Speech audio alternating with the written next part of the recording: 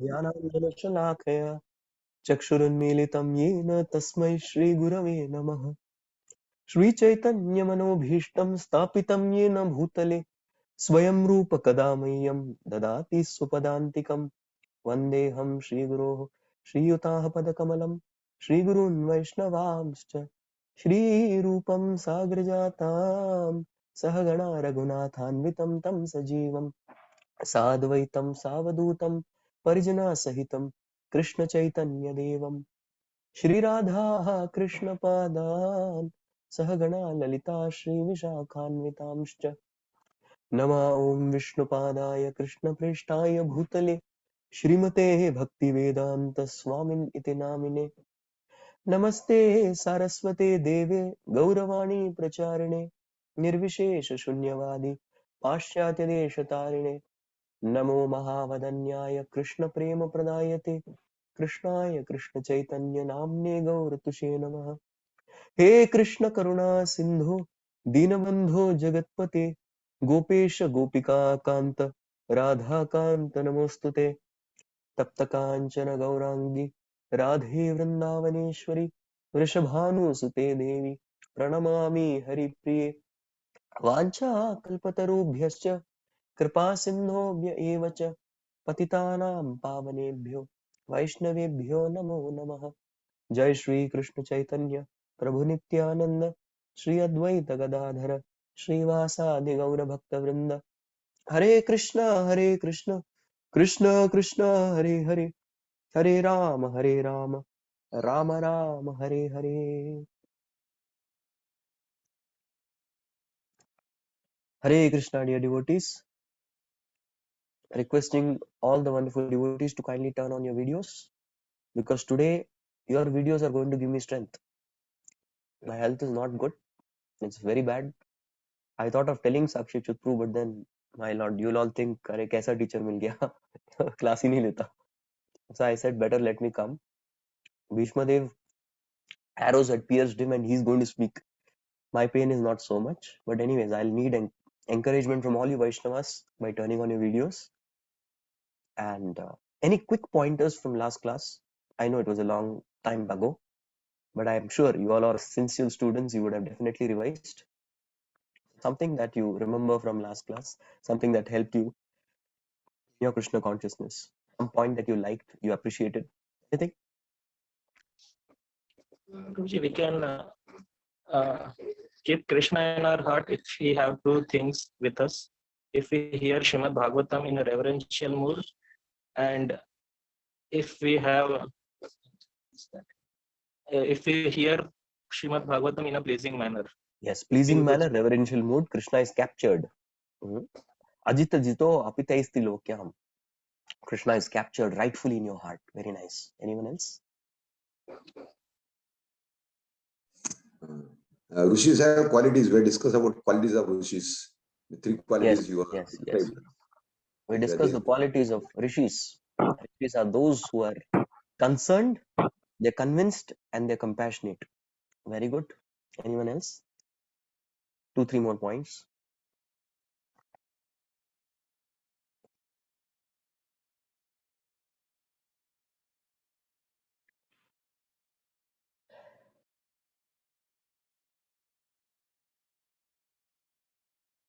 Yes, yes. Those of you who were there in the last class, they can definitely give it a shot.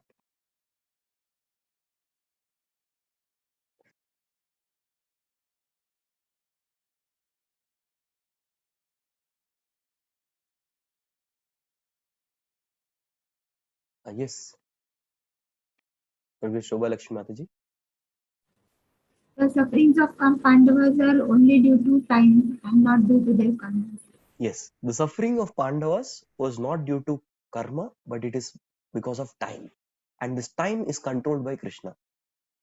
Yes, and we understood the principle just as mother-in-law teaches the daughter-in-law through her daughter.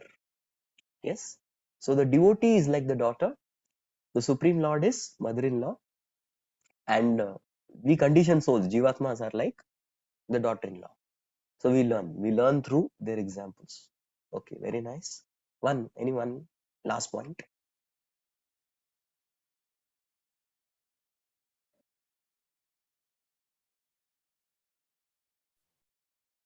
Hare Krishna. Yes, yes, Prabhu. All, all, uh, all can happens willing of Lord. Yes, that was a whole sum and substance. How Krishna is orchestrating everything. So basically, everything happens by the will of Lord. Yes, Yudhishthir Maharaj getting bewildered, will of Lord. Krishna not able to convince Yudhishthir Maharaj, will of Lord. Vyasdev not able to convince, will of Lord. Bhishma able to convince, will of Lord. So everything is will. And some more will of Lord you are going to see today. Okay. So let's just see what we discussed last time. So we had two themes mainly. The first one was how Pandavas and sages assembled at Bhishma Dev's deathbed, and we saw the different descriptions, what all great souls had assembled. We saw that. And then Bhishma, how he pacifies Yudhishthir. So we had seen this much. So now we'll begin from 18th and we will go on till 32. We'll not take 34, 30, 31, 32 we'll complete. Okay. So what are we going to see today? We will see Bhishma speaking about Krishna's supreme position. Yes, he will talk about Krishna's supreme position, number one.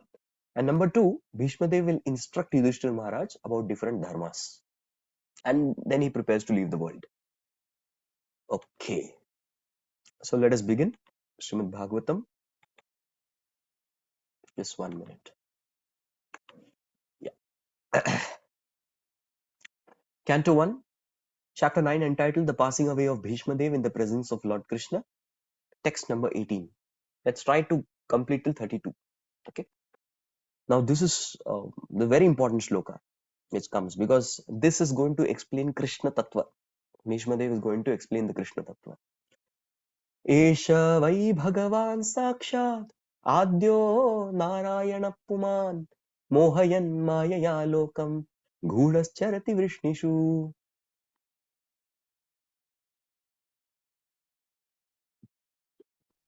This Sri Krishna is none other than the inconceivable original personality of Godhead. He is the first Narayan, the supreme enjoyer. But by bewildering us with his self-created energy, he is moving Vrishni, just like one of us. Yes. So this is a very important shlokas for Gaudiya Vaishnavas, because here Bhishma Dev is clearly telling that Krishna is the source of Narayan. Krishna vai Bhagavan Saksha. He is Sakshad Bhagavan. Adyo Narayana, which means he is the original Narayan. That's the original Narayana. Yes. There are different meanings of Narayan. Narayana means one who lies down in the water. Yes, he aspires from his body and he lies down in water. He is called Narayan. Another meaning of Narayan is one who is unto whom all the Naras have taken shelter. All the different Naras have taken shelter of that personality. He is called as Narayan. That's another meaning. Like that, there are so many meanings for Narayan. But who is the original? That original person is Govindamadi Purusham Tamaham Bhajami. That is Krishna. He's looking at Krishna and telling, Mohayan Mayayam Lokam. See, he's bewildering everybody through his Maya. And Guda Charati Vrishnishu. Guda means a very secretive, a very confidential, good rahasya, we say, na? Inconceivable actually. Charati Vrishnishu. And he just, if you just look at him, he appears to be one among us, but he is not so. He's clarifying, he is not so. Correct? So this was what Bhishma Dev is saying. Let's see the purport of Prabhupada.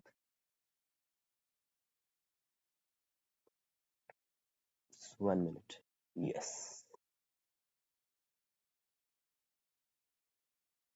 So here, Srila Prabhupada in his purport, he writes about accepting Vedic authority.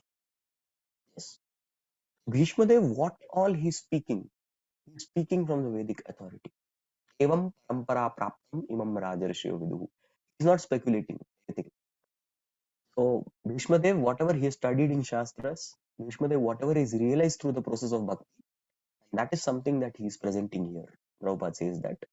And not just Bhishma Dev. Now, if you see in the 10th chapter, even Arjuna says the same thing. Param Brahma, Param Dhama, Pavitram, Paramam Bhavan, Purusham, Shashwatam Divyam, Adi Devam Ajam Vibhum. We all would have studied in Bhakti Shastri. That how Arjuna says, yes, you are Param Brahma, you are Param Dhama, you are the supreme abode, you are the supreme transcendental person. Pavitram, you are the supremely pure. Paramam Bhavan, you are the supreme person, whoever can be. Yes, Pavitram Paramam Bhavan, Purusham Shashvatam Divyam, and you are the transcendental personality, the divine personality. Adi Devam Ajam Vibhum, you are unborn, you are great. So all these things. And that Arjuna immediately after that he quotes authorities. It's not just me. Now one may say Arjuna is promoting his friend, best friend, so he's promoting, right? Then Arjuna immediately says, Ahustvam Rishayas Sarve Devarshi Nardastada Asito Devalo Vyasa Swayam Chaiva Bravishime. See, very immediately he quotes all authorities, right? Immediately he quotes. And Bhishmadev is also quoting from authority. That's what Prabhupada writes. Correct? Prabhupada writes in the purportives, you see this. For example, modern spacecraft fly in the sky. Fly in the sky, and when scientists say that they travel to other side of the moon, men believe these stories blindly because they have accepted the modern scientists as authorities. The authorities speak and the people in general believe them. But in case of Vedic truths, they have been taught not to believe. Even if they accept them, they give a different interpretation. Each and every man wants a direct perception of Vedic knowledge. Otherwise, he foolishly refuses to accept it. This means that the misguided man can believe one authority, the scientist, but will reject the authority of the Vedas. The result is that people have degenerated. Yes. This is the main thing that has happened. In the Vedic time, the authorities were the Vedas. In the modern time, the scientists became the authority. And the postmodern times where we are living, experience becomes the authority. So people don't care what scientists say. People don't care what Vedas say. People are simply bothered about what experience I get. मुझे अच्छा लग गया बस, फिर कोई problem नहीं. If I like it, I'll follow. I will do whatever I want. So I like it. So that experience becomes the authority today. That is a postmodern era. But the main reason why people have degraded in this age is they have decried Vedas. The Vedic authority is finished. That is why. So Prabhupada writes one more place where now he gives all evidences together where Krishna is the original personality of Godhead. Brahmaji also says this in after Brahma Vimohan Leela. Narayanastvam nahi sarva dehinam atmasya dishtakila loka sakshi Narayanongam narabhujalayanat tachapi satyam natavaiva maya. So what is the first thing that Brahmaji asks? Narayanastvam nahi sarva. You are Narayan, right? That's what he asks Krishna. So Krishna is a small boy standing there. He says, no, I am a cowherd boy. No. Atma asi adhisha kila loka sakshi. You are the supreme witness in everybody's heart, right? You are that person. I know it. Narayano angam. See, Narayana is your part and parcel. Anga means part. If you see the Shastras, there are different terminologies used. There's something called anga. There is something called as amsha. There is something called as amsha. There is something called amsha kala. All these are different. I'll give you an analogy of our own body, right? So if Krishna is the whole body, right? Anga means one limb, like hand, leg, head. That's called anga. So Narayana is anga of Krishna. Then what is amsha? Amsha is a part of body. Just like, for example, a finger of the hand. One finger, that is amsha. Then what is amsha? Amsha is the nail. Then what is amsha kala? Amsha kala is the part of the nail. So there are different potencies even in the Supreme Lord. This we study in the Chaitanya Charitamrita. Very deeply it is explained by Krishnadas Kaviraj Goswami. What is the difference between the Purna Bhagavan, the Anga, the Amsha, the Amsha, the Amsha Kala. Right? So Krishna is that original person. That's something that Bhishma Dev is trying to establish here. Now, how does he bewilder? Yes, his bewilderment that he does. Yes, the bewilderment that he does is he pretends to be an ordinary human being. That's how he bewilders. So even in Krishna's time, so many people saw Krishna. Nowadays people say that, oh, ek baar Bhagwan dikh jate kitna acha rehta. We just want to see God once and we'll surrender. Oh, nothing like that happened. In Krishna's time also, hardly few people understood the supremacy of Krishna. Not everybody understood, right? What is that bewildering nature of Krishna? Bewildering nature of Krishna is explained in the 9th chapter of Bhagavad Gita, 11th sloka. Avajananti mam mudha manushim tarumashrita param bhavam ajananto loko mam ajam apyayam. So that bewildering nature of Krishna is to understand that avajananti mam mudha manushim tarumashrita. Oh, Krishna is just an ordinary human being. That is the bewildering nature of Krishna's Maya. Never understand Krishna is an ordinary human being. This is the major challenge that one faces, especially when Krishna is on the planet. People consider him to be an ordinary human being, right? Now, in this verse, Bhishma Dev has made a very profound statement stating Krishna's position. Now, what will Bhishma do? He will quote authority. Let's go ahead next. We'll quote some authority now.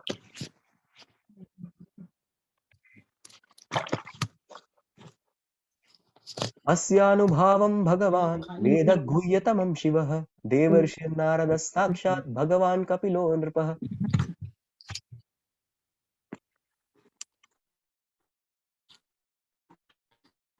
Please read. O King, Lord Shiva, Narada, the sage among us, the demigods, and Kapila, the incarnations of Godhead, all know very confidentially about his glories through direct contact. Yes. Through direct contact. I guess somebody has forgotten to mute the mic. Yeah, thank you. So what is mentioned here? Asya anubhavam.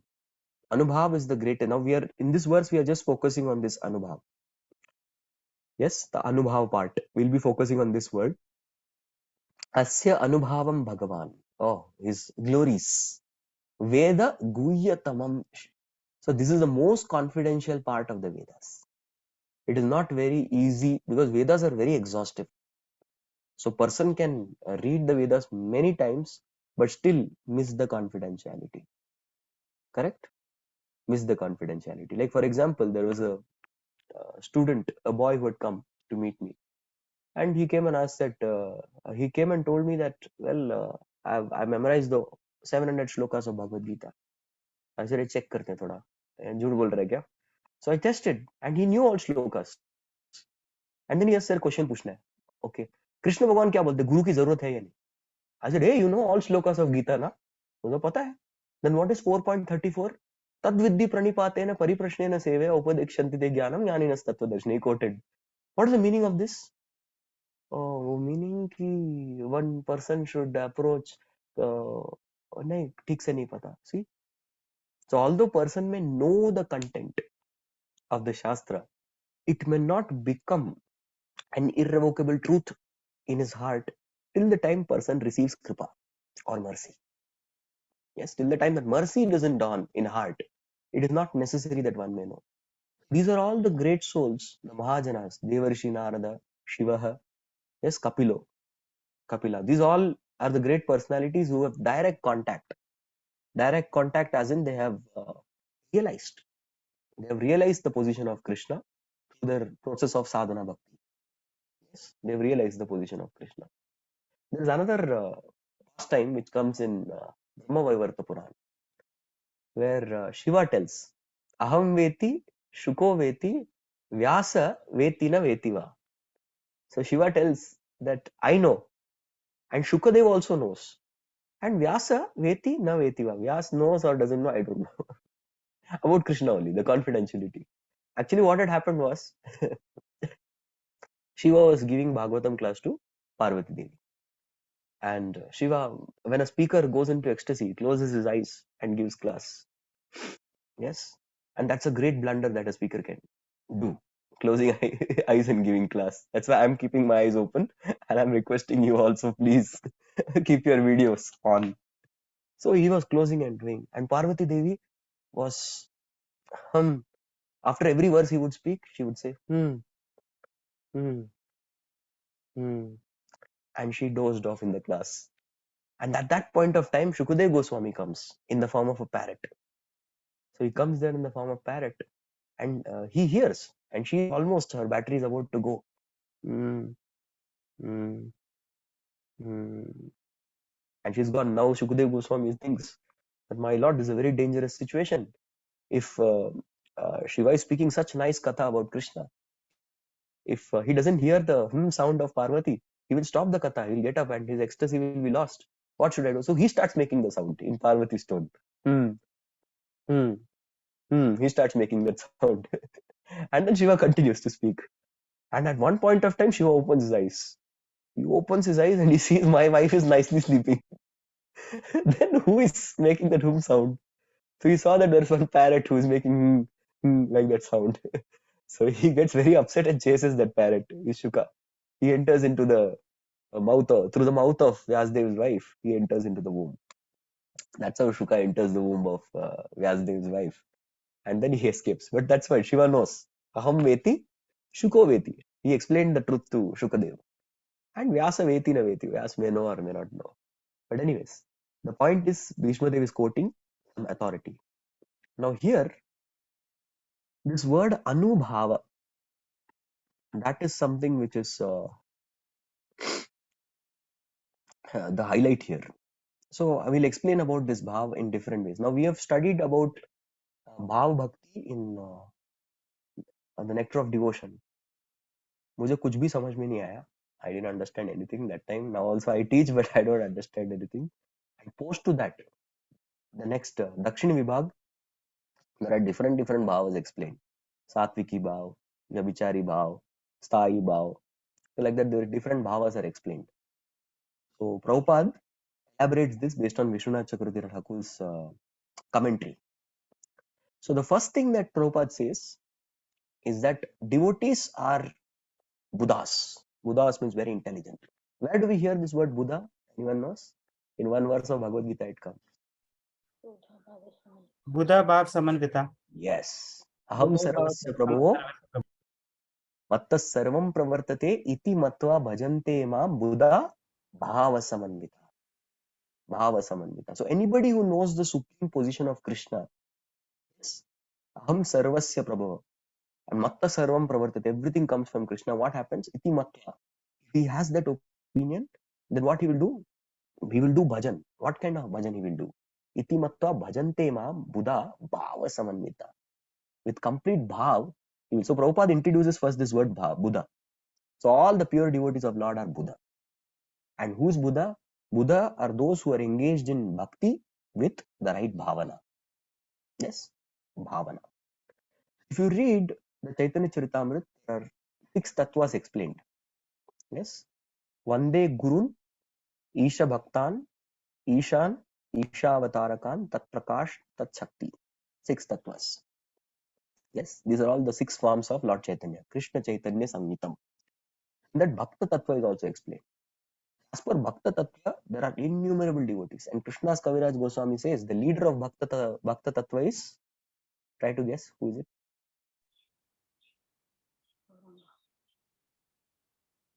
Chaitanya Mahaprabhu. Chalo. This is guessing game, nice guessing game. It's not Chaitanya Mahaprabhu. Anyone else? Narad Muni? One form of Narad Muni in Chaitanya Leela. Srivas Thakur. Srivas Thakur is the head of all devotees. Similarly, devotees are countless, but majorly the categorization of devotees come in the form of Mahajans. So there are 12 authorities. Swayambhu, Narada, Shambhu, Kumara, Kapilo, Manu, Prahlada, Janako, Bhishma, Bali, Vaiyasaki, Vayam. Yes. So Bhishma Dev is also an authority. So he has mentioned only 3 in this verse. He has explained about Kapila, Narada and Shiva. He is also an authority, Bhishma Dev himself. So one of the qualities that we see are these Mahajanas, they understand this bhava. They have bhava and they understand this bhava. Yeah. So Vishwanath Chakravarti Thakur, he says, yeah, Anubhav's first symptom of Anubhav is the devotee manifesting Ashta Satviki Vikar. Yes. And this particular Ashta Satviki Vikar is the 8 symptoms of ecstasy, like perspiration, by kampan, trembling, weeping, the devotee is crying, or hair standing on its end, like that. Yes. So these symptoms of ecstasies, Ashtasatviki Vikar, they come when the devotee engages in service of the Lord. This is something that really the Bhava motivates the devotee to serve more. Of course, but the service should not stop. What happened to Daruk? We hear the example of Daruk. Daruk was fanning the Lord. But when he was fanning the Lord, he was getting tears of ecstasy. But he was cursing the tears. What is this tears? Because of these tears, I am not able to see the Lord properly. If I don't see the Lord properly, I will not be able to serve the Lord properly. So he's cursing those tears and removing it. But the point is, Anubhav's first aspect is that a devotee experiences these ecstasies when he is serving the Lord, when he is directly engaged in service of the Lord. The second understanding of Bhava, Anubhav, is the relationship which is called as Bhritya Vashyatam. Second aspect. First aspect is Ashtasatvik Vikar. The second aspect is, Prabhupada writes, so this particular terminology is explained in great detail in the Damodar Leela by Vishnu Chakravarti Thakur. It's called Bhritya Vashyatam. Bhritya is servant. And Vashyatam means Krishna comes under the control of his servant. Bhritya Vashyatam. Two examples are given here by Prabhupada. First is Yashoda Maiya binding Krishna. And any one more example you all can give? Vashyatam, where Krishna came under control of his devotee. Like Arjuna, Prabhuji, he was the chariot driver of Arjuna. Parthsarthi.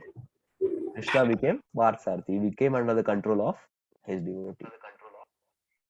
And also if you see Krishna lifting the chappals, sandals of Nanda Maharaj. So like that, many examples we see of Bhritya Vashyatam. This is something that really charms the heart of devotees. And even Shukadeva Goswami, 4 Kumaras like Gyanis, they get attracted by the Lord. This is another bhava. 4 Kumaras, they had gone to Vaikuntha. Syaravinda Nayanasya Padaravinda Kinjalka Mishra Tulasi Makaranda Vayu Antargatisva Vivarena Chakaratesham Sanshobham Akshara Jusham Apichitta Tanu. So they had gone there and they smelt the aroma which came from the Tulsi of the Supreme Lord. That wind when they came, Sanshobham Akshara Jusham Apichitta Tanu. Their chitta became completely purified of that Akshara Buddhi, that impersonal tendencies. They all got completely cleansed. That is another bhav which he attracts this impersonalist. Even Shukadeva Goswami was a Brahmavadi, impersonalist. How did he attract him?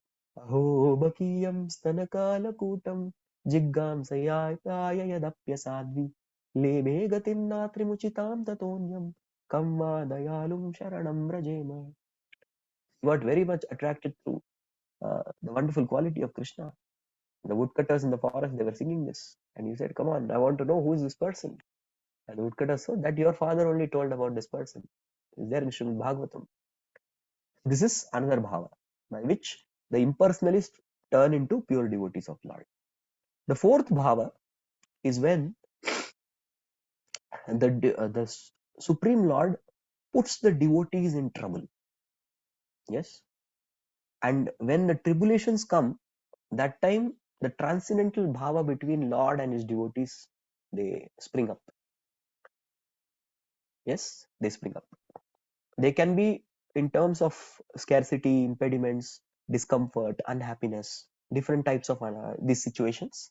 Or they can also be in terms of Krishna taking away everything from that devotee. And Prabhupada himself writes, that's what happened to Prabhupada. Prabhupada's Prayag pharmacy business got flopped. So that time Prabhupada writes, Yasyaham anugrinnami harishye tad dhanam shanai tato adanam tadatyasya swajana dukkha dukkita. So what is the Yasyaham anugrinnami? My special mercy, Krishna says, is what? Harishye tad dhanam shanai. Shanai means slowly. Slowly I take away all his wealth. And then what happens? Tato adanam. Thus he becomes without any wealth. Chajati asya swajana. And is all his people, swajan, so-called his people, they all, what happens? They all leave him one by one. And dukkha dukkitam. He faces material tribulation one after the other. At this point of time, he understands that these material relationships are useless. They are useless. I have to dedicate my life to Krishna. So this is the final bhava. Who can summarize the 4 bhavas that we discussed? This was the heart of our today's class. Just a hint. 1, 2, 3, 4. Yes. First one? Yes. Ashta Sattvi Vikar. Somebody else? Second one? Bhrutya Vashatam. Very good. Bhritya Vashyatam. How Krishna is controlled by the love of his devotees. Third? Impersonalist becomes devotee at getting Yes. attracted to devotee. That's another bhava of Krishna, where he converts the impersonalist into pure devotees. And last one? Lord puts Artha bhav. That means the devotees are in trouble and then they take shelter of the Lord. Yes, correct. Artha bhava. Devotee is in, Krishna puts them into difficulty. And there the bhava increases. The bhava, Prabhupada life, we can see that example of how Prabhupada also, he had everything going fine. But then Krishna was saying that my pure devotee is stuck into material business. His guru is telling him to take sannyas in the dream, but he is not able to give up. I think I should take away everything from him. And thus, placing the devotee into material troubles means delivering him from the illusory material relations. So one understands, I have nothing to give with this material, give and take with this material world. Yes. Okay. So that anubhav was the main word that Prabhupada focuses in this purport. Okay. So now, first he explained what is Krishna Tattva, 18th verse. In 19th verse, he quoted authorities who accept this. Krishna is the Supreme Personality of Godhead. Now, in the 20th verse, Bhishma Dev is telling that what blunder you have committed, how you all have been in Maya. Out of illusion, what you people have done. What is the result of that illusion? Yam manyase matuleyam priyam mitram suhrittamam akkaroho sachivam dutam sauhridad sarathim.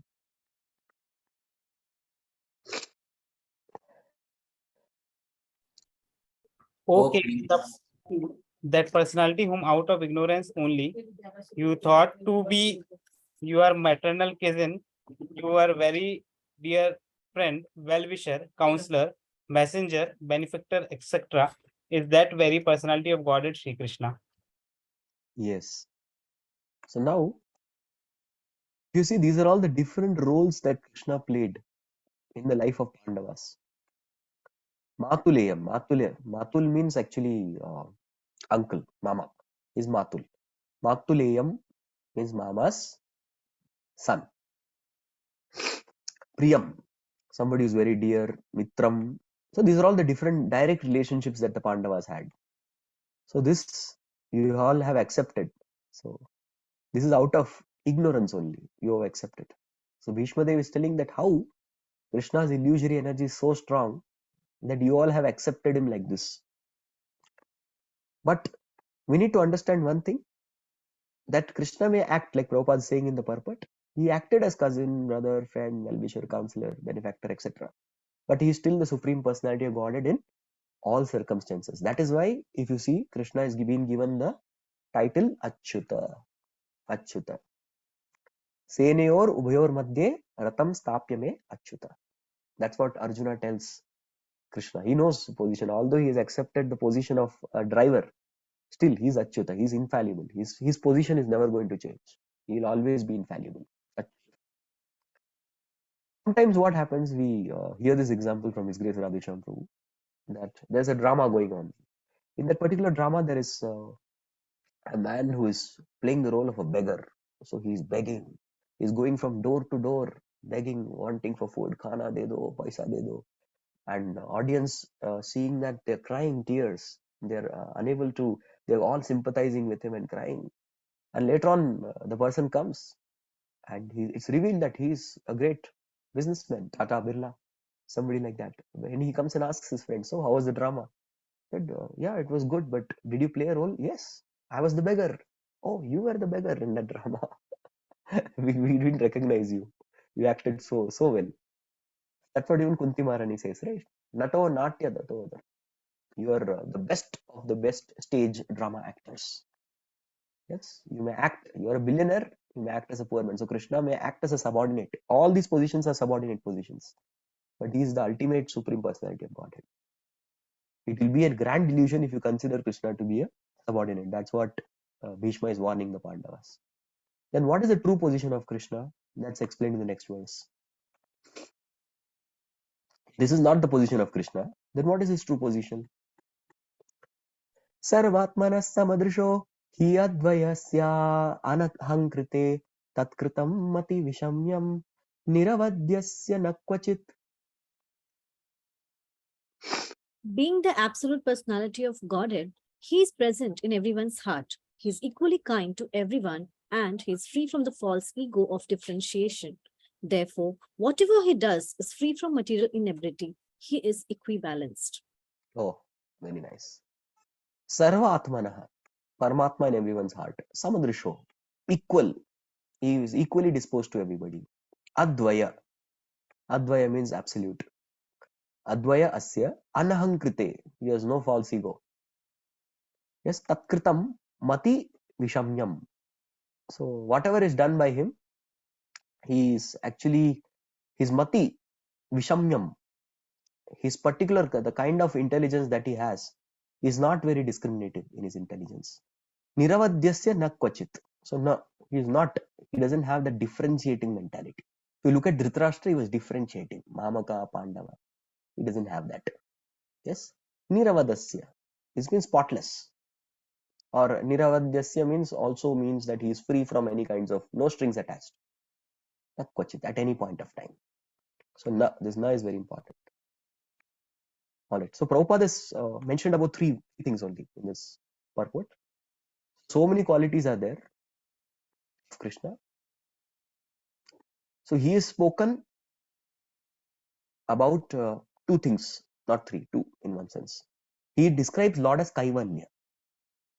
And number two, he explains very nicely what is Nirahankrite, the difference between us having false ego and Krishna not having the false ego. What is the difference?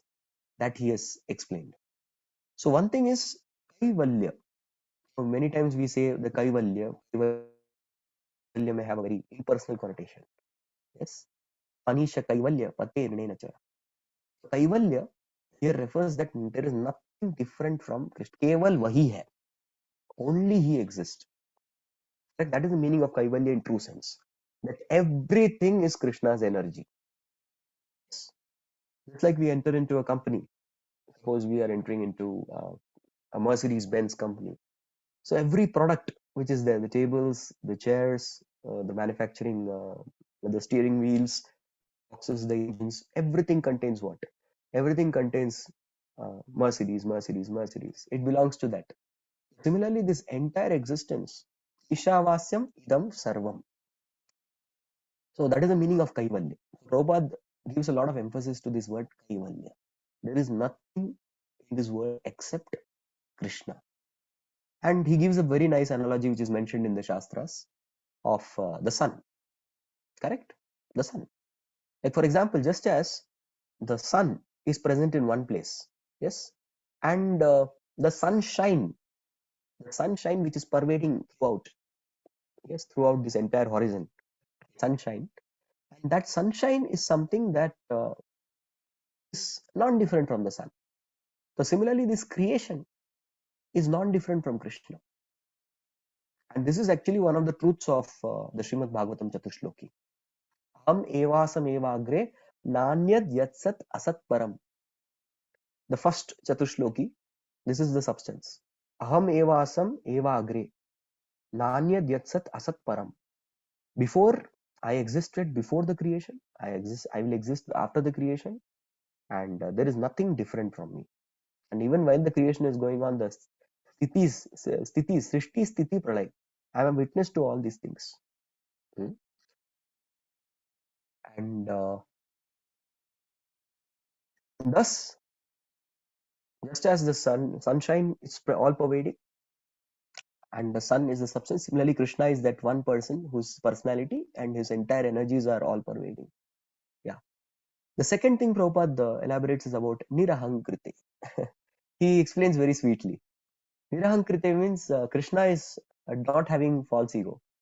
Krishna sometimes is made the main person, chairperson of Agra Puja in Ratsu Yajna of Yudhishthir Maharaj. He accepts that. And the same Ratsu Yajna, what was service of Krishna? To wash the feet of all the guests. He has no problem. He has absolutely no problem whether to wash the feet of all the guests or to receive Agra Puja. In both the cases, he's the same person. There is no difference. He is not neither elated to receive the Agra Puja, neither is he disappointed. अरे मेरे को ऐसा सेवा क्यों दे दिया? मेरे को पैर धोने का सेवा दे दिया. जानते नहीं भगवान हो? No, he is not having that. You make him chariot driver, you make him, you give him the topmost worship. Because he doesn't have this material conception of false ego, he is equibalanced. Correct? He is equibalanced. That is Nirahankrite. If you look at us, we are having Ahankrite. We all have some favorite services. If we are given that, we'll happily do it. And there are some services we don't like. Oh diya, hum bhag jayenge. We don't like that. So we have favoritism. Right? So this shows that we are still having the material conception. Dualities are there in all of us.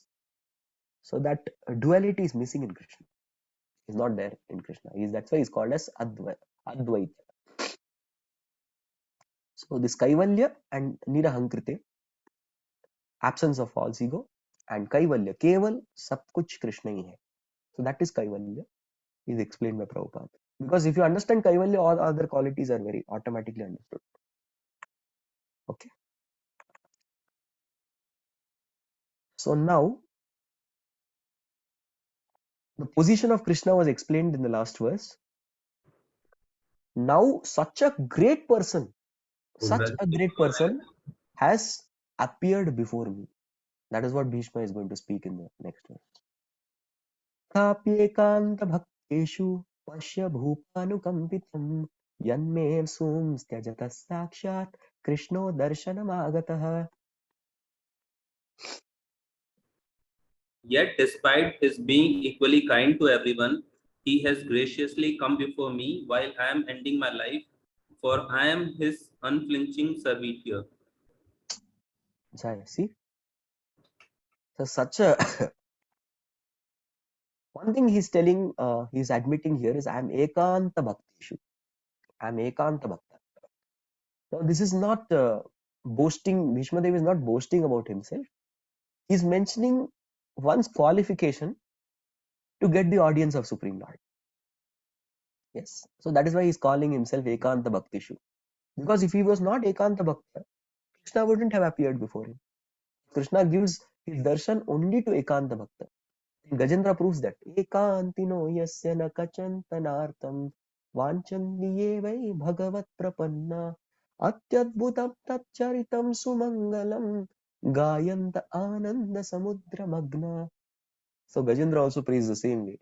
And he says, Ekantino yasya na kanchanartam vanchanti vai bhagavat prapanna. And the devotees who are ekanta bhaktas, they get tremendous bliss. Tremendous bliss. The main reason is because the living entity, Prabhupada writes, a living entity is made so by the will of Lord that he experiences greatest happiness by placing himself in a condition of absolute dependence on Krishna. See this. A living entity is so made by the will of the Almighty that he is most happy when placing himself in that condition of absolute dependence on Krishna. We are made like this. So anytime we are not experiencing happiness, bliss in our Krishna consciousness, we should understand that we are showing our dependence on something else, Krishna Itara, something other than Krishna. And can someone read this? The opposite tendency is the cause of fall down. The living entity has this tendency of falling down by dint of misidentifying himself as fully independent and thus free to lord it over the material world. The root cause of all troubles is there in false egotism. One must give up this false sense of complete independence and thus draw more attention of the Lord in all circumstances. Bhaktivedanta Thakur also prays, right? बड़ दुख पाइयाची स्वतंत्र जीवाने दुख दूरे गेलो ओ पदमराणे एकोन भजिन प्रभु तोमार चरणा अशोक भयामृता पुनः सर्व काना. So this is that particular song where Bhaktivinoda Thakur is advertising to all jivas. He's telling us that, see, I tried independent life. I miserably suffered. And I know you are also suffering miserably because of being independent of Krishna. But try to surrender and give this one life to Krishna. Yes, this one life. So many lives we given to Maya. So give this one life to Krishna and you will experience Parama Anande Nachi Tava Guna Gaya. You will dance and chant in ecstasy. So please try this one lifetime by giving it to Krishna. That's what all acharyas are telling us. Now, Bhishma Dev is amazed in this sloka. He is showing his amazement. See, Arjuna may say, Bhagwan mere ko bhi to mile. I also got association of Krishna. I got direct dealings with Krishna. So Bhishma Dev is telling Arjuna, see, you have some bodily relationship with Krishna. See, I don't even have a bodily relationship with Krishna directly. Correct? So despite apparently no bodily connection being there, Krishna has come here for what? He has come here because I am a Ekanta Bhakta. He is Ekanta Bhakta. Correct? This attraction, the cause of attraction is due to intimate relationship of soul. Also, one more thing that Bhishma Dev was aware, that Krishna will always be pleased when he is called out in relationship with his devotees. That is why we always say Krishna is Nanda Nandan, Yashoda Nandan, Devaki Nandan, yes, Radhika Priyadhana, Vijaya Sakha, Partha Sakha, yes, all these things. So the different humors that Krishna carries with his devotees, Bhishma Dev was aware of everything. Bhishma was completely aware of all the rasa that Krishna has with his devotees. And when we take shelter of Krishna along with the transcendental humor that he has with his pure devotees, then we approach Krishna in a better way. We should not approach Krishna directly. That is why later on you will see that Bhishma Dev addresses Krishna as Vijaya Sakhe. Vijaya is Arjuna. Vijaya Sakhe means the friend of Vijaya, Arjuna. Even Kunti Maharani does that only in the last verse, 43rd, I think, 1.8.43. Shri Krishna, Krishna Sakha. So she is calling Krishna as Krishna Sakha. Now here Krishna Sakha is who? Krishna is Arjuna's another name also. Because Arjuna also was black in color. Because Arjuna also was dark, he is called as Krishna. So Krishna Sakha. So she is calling Krishna as Arjuna's friend. So she is seeing Arjuna not as her own son. She is seeing Arjuna as a Vaishnava here. Kunti Maharani. Krishna Sakha. So one should never approach the Lord directly. There must be a transparent via medium who leads us to the right path to revive our relationship with Krishna. So we should approach Krishna through recognized devotees. That's what Bhishma Dev will teach us ahead. Ekanta Bhakta approaches Krishna with his recognized devotees only. Okay. So now Krishna somehow or the other appeared here because I am Ekanta Bhakta. But normally, when somebody is not Ekanta Bhakta, then how difficult it is for Krishna to appear. क्या क्या करना पड़ता है? That is explained in next verse.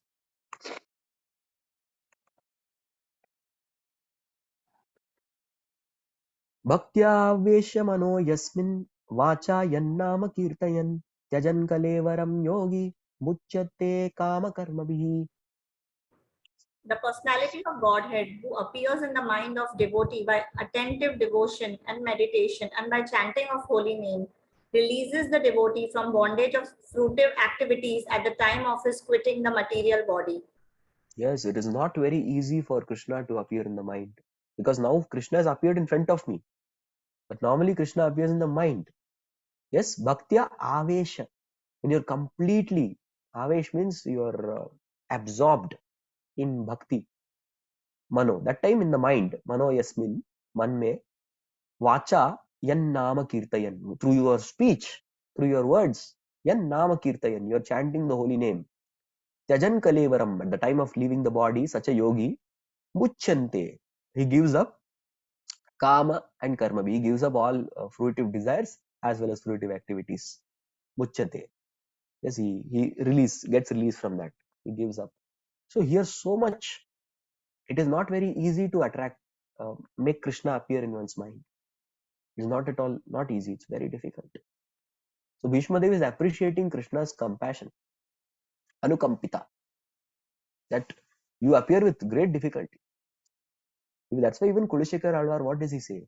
Krishna tvadiya pada pankaja panjarantam advaiva me vishata manasa raja hamsa prana prayana samaye kafavata pitta kantavaroda makarod bhuvaneshu kintu. So Kulishekar Alvar is telling, let me die right now. Because right now, I am able to chant your names. Right now, I can remember you easily. But at the time of death, my throat will be completely choked with mucus. That time I cannot remember you. It will be very tough. I'll be very bodily conscious. And in such bodily concept of life, remembering Krishna is very difficult. That's what Arjuna's question also was. Arjuna asks the same thing only. Prayana kale chapimam. How can I remember you at the time of death? Death is a very painful situation. And that is why one has to practice lifelong. Lifelong one has to practice remembrance of Krishna. Here, yogi, Prabhupada elaborates on this one word yogi. Yes. They also people, they are very attracted to this word yoga. His Grace Radheshyam Prabhu gave the name to our project as Bhakti Yoga Club. So we get so many people who come every day. आप लोग yoga सिखाते हैं क्या? Yes, we say yes. हम सिखाते हैं. We teach Bhakti Yoga. जैसे वो नहीं हमको normal yoga सीखना है. People's conception of yoga means cure the roga for doing more bhoga. That is their conception of yoga. Cure the roga, do more bhoga. But ultimately, nobody teaches the real purpose of yoga. Even B.S. Iyengar had met His Holiness Radhanath Maharaj. So he met and he was in tears. He said, you are the real yogi. You are teaching people how to connect to Krishna. We are just teaching people some gymnastic and bodily exercise. We are cheating people. Even he was telling that actually the goal of yoga is samadhi. Prabhupada would always say, okay, you're yogi. Have you attained samadhi? Nowadays, people just want some flexibility of the body. They want to show some flexibility. They call themselves yogi, yoginis, etc. So now in this particular situation, which is mentioned that Krishna appearing in the mind, samadhinaha, that is very rare. Not everybody reaches the state of samadhi. That is why when Arjuna hears about all these things, oh my God, there is yam, niyam, asana, pranayam, pratyahara, dharana, dhyana, samadhi. अरे यहाँ तक तो कोई पहुंचता नहीं होगा. That's why he asked the question, what if a fellow, he becomes like a riven cloud? He's इधर भौतिक सुख भी नहीं मिला, उसको सक्सेस भी नहीं मिला, तो क्या होगा उसका? Because Arjuna, when he understood the path of Ashtanga Yoga, he understood यहाँ पे तो बहुत कम success rate है, right? So I was giving a talk to all the students. Yes. So I asked, which is the most competitive exam? They said, "Oh, UPSC." कुछ लोग 5-6 attempt, they keep giving, still they don't clear the prelims also. Very tough. I said, the more tougher than that, tougher than UPSC is also much, million, trillion times tougher is actually to remember Krishna in the mind. Maya sakta mana partha yogam yunjan madashaya. That is very rare. Very, very rare. But one thing is written, that concentration upon Krishna in the mind is possible only by grace of Krishna. Even a practical application for sadhakas like us, we may try our level best to chant the holy name and try to hear the holy name attentively. But holy name cannot be captured mechanically. No, we can't. We require the grace of Krishna. Only when Krishna's grace is there, then we can hear the holy name. Yannama shruti matrena puman bhavati nirmala. And then Krishna enters the heart. Pravishta karna randrena swanam bhavasaroruham. Dunoti shamala Krishna sharilasya tasharat. It is possible only by grace. We think that by one's own ability one can chant attentively. It is not possible. One requires grace of Guru, grace of Srila Prabhupada, grace of Haridas Thakur, Namacharya, grace of the Supreme Lord, grace of Nam Prabhu. We need all that. and it especially requires a very great deal of mercy to chant the holy name at the time of quitting the body. It's not easy. Right? Last one, last paragraph of the purport, which is mentioned, this one. Muchante kama karmabi. This is actually a grace of Lord. Everything is grace of Lord. Bhaktyavesha mano yasmin is grace of Lord. Vacha yannama kirtan is grace of Lord. Prabhupada simply says that 1, 2, 3, 4. What is this? To have the mind completely absorbed in bhakti, grace of Lord is required. To chant the holy name at the time of death, grace of Lord is required. Second, muchante kama karmabi, and somebody's materialistic propensity is finished at the time of death, that also requires grace of Lord. When Srila Prabhupada was departing from this world, devotees went and asked Prabhupada, so Prabhupada, what can we do for you? Prabhupada said, kuch ichha nahi. Kuch ichha nahi. Now how many of us can say that? Kuch ichha nahi, muchante kama karmabihi. That, if somebody is able to say that kuch ichha nahi, that means one has actually attained the mercy of Lord. And now he has spoken this particular verse. He has spoken that how such a great Lord is not very easily attainable, but he has come in front of me. So now I have got that great fortune. I have somehow got this great fortune. I request you, वैसे भी भगवान का दर्शन दुर्लभ है, बहुत दुर्लभ है. कैसे भी करके भगवान बहुत डिफिकल्टी से मिलते हैं. It's very difficult to get the darshan of Lord or to meditate on Lord. So I request you to please stay here. Yes, so he is going to request the Lord to please remain here. Please don't go. Whenever in Bhagavatam long verses come, then somebody's emotions are coming out. Then the long meter. Sadeva Devo Bhagavan Pratikshata Kalevaram Yavadidam Hinomyaham Prasannaha Sarunalochano Lasan Mukhambujo Dhyana Pataschaturbuja.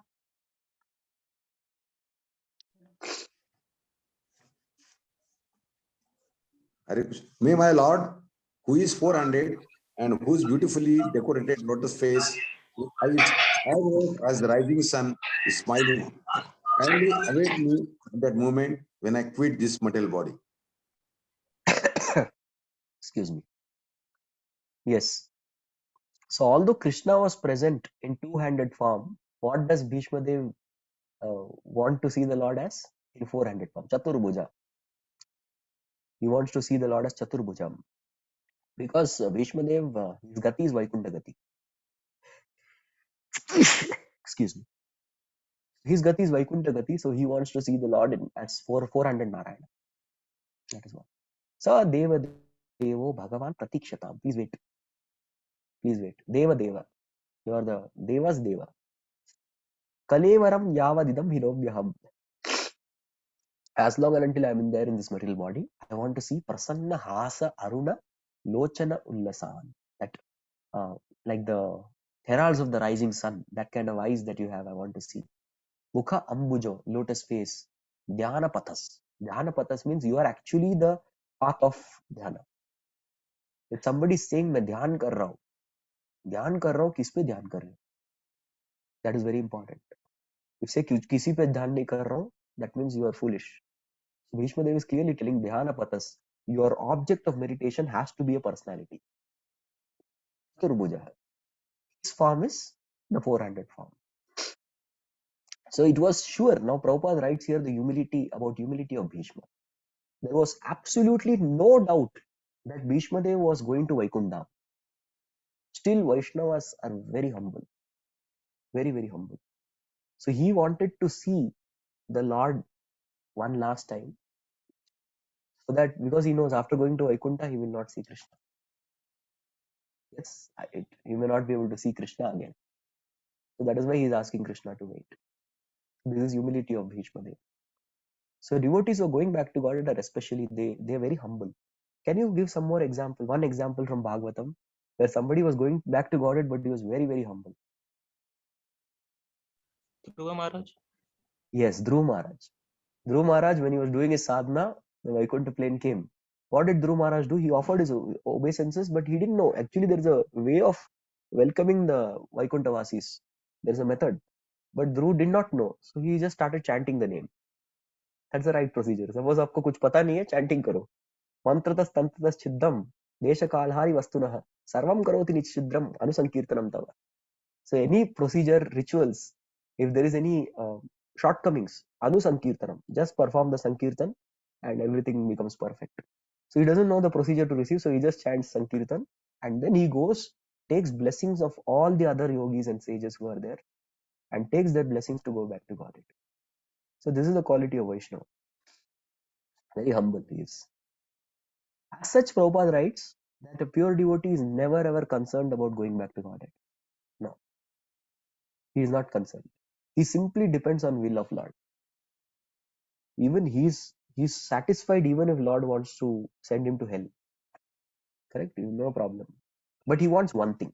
One thing that he wants is want to absorb in the Lord's name, fame, qualities, and pastime with rapt attention. That is the only desire of a devotee. We hear this sloka also, right? Narayana parasarve na kutaschana bibyati swarga apavarga narkeshu apitulyartha darshina. This is what Shiva tells Parvati. Look at Chitraketu. Narayana para. He is a Narayan Parayan. Sarve, all devotees of Narayan are like this. Na kutaschana bibyati. You put them anywhere, na bibyati. They are not afraid. Swarga, you send them to heaven. Apavarga, you give them moksha. Narakeshu, you can even send them to hell. Apitulyartha darshina. They are equally disposed. Wherever they go, they will keep glorifying the Lord. I studied in a missionary school, Christian missionary school. There, every time the prayer ends, they used to tell, may thy name be praised, O Lord, both in heaven as well as on earth. Amen. I used to wonder why Lord's name should not be actually glorified in hell. That is only Vaishnava thinking. Only Vaishnavas can think like that. Right? There's a question. If Bhishma Dev is attached to Krishna, then why is he going to Vaikuntha? Confused. No, Bhishma Dev is attached to Narayan only. His Gati is Vaikuntha Gati. He is naturally, see, everybody, what happens is, if you read the Bhakti Rasamrita Sindhu, we hear about the 9 stages of Bhakti, correct? We have Adav Shraddha, Sadhu Sangha, Bhajana Kriya, Anartha Nivritti, Nishtha, Ruchi, Asakti, Bhava and Prema. After the stage of Prema, once Prema is attained, then after that stage, some things are revealed to you. Your Swarupa is revealed. Swarupa means which is Swarupa. Muktir Hitva Anyatha Rupam Swarupena Vyavastiti. What is your name? Where is your house? With what name Lord will call you? What's particular service that you render to Lord? All these things are revealed. So beyond the stage of Prema, one understands what is one's Gati. Yes, no one understands. Some people they have not even crossed Anartha Nivritti. Some people come and ask, Prabhuji, I'm more attracted to Ram than Krishna. What to do? Are first go. We are still in Anartha stage. पहले वो साधना भक्ति करो. ये सब बाद का है. Now you are attracted to movie stars and cricket stars also. उससे भी attracted है. So what, you will go to their dham? Yes. We say Bhagavad Gita, Krishna says, Yanti deva vrta devan, pitrin yanti pitrivrtan, bhutani yanti bhuteja, yanti madhyajina pimam. So people are attracted to Bollywood stars. Yes, cricket stars. They go to their planets. Hare Krishna. So we cannot comment about our rasa because rasa is beyond prema. So once Bhishma Dev has gone beyond prema stage, so he knows his rasa with the Lord. So his rati is Vaikuntha rati. And actually, if you see, for him, Krishna will appear in 4 hands only. Just like Hanuman and Arjun had a duel, they had a fight once. And Arjuna said that, why did Ram build the Setu Bandh? He could have just put a bed of arrows if he was Sarvasreshth Dhanurdhar. Hanuman said that no, there were big, bulky monkeys. It is not possible. They're all right. I will make a bed of arrows. Let's see. So he puts a bed of arrows, and Hanuman is trying to destroy that, and Arjun is trying to hold it. And from down, some blood starts coming, and both of them are wondering. They go down and see. So Hanuman sees that Lord Ram, yes, he's trying to put the arrows down, and Arjuna sees Krishna is trying to hold the arrow up. So both of them see actually it is Krishna only, but Arjuna sees Krishna as Krishna, and Hanuman sees Krishna as Ram. So as per one's swarup, one's attraction for the Lord, one sees that particular form of Lord, and then both stop their fight because their Lord is getting hurt, and that is when Krishna tells Hanuman that you should assist. He sees him as Ram. He sees that Ram is giving instruction. So you assist Arjuna in his battle. Then Hanuman said, "Don't. I will sit on his flag, and with his flag, what I'll do is I'll give war cries. I shout loudly, and when I shout loudly, 1,000 enemy soldiers will die in the front. So I'll give war cries, and any kind of deadly weapons to which comes to hit my Arjuna, my younger brother, I'll beat with my gada. I'll say Jai Shri Ram and I'll beat." So like that, Hanuman accepts Arjuna as his younger brother and he protects him. That's why Arjuna's another name is Kapidwaja. Yes, like that. So whichever form you are attracted to, Lord will see that. You will see the Lord in that form. It is there Bhagavatam also, right? Tvam bhakti yoga paribhavita hrit saroja aste shrutekshita pato nanunam tapumsam yadyad dhyata urugaya vibhavayanti tattad vapu pranase tad anugrahaya. The Lord's anugraha or his compassion is that whichever form the devotee wants to see him, in that particular form, Lord appears for the devotee. So Bhishma Dev is Vaikuntha. Okay. So again, now here we saw the different flow of events.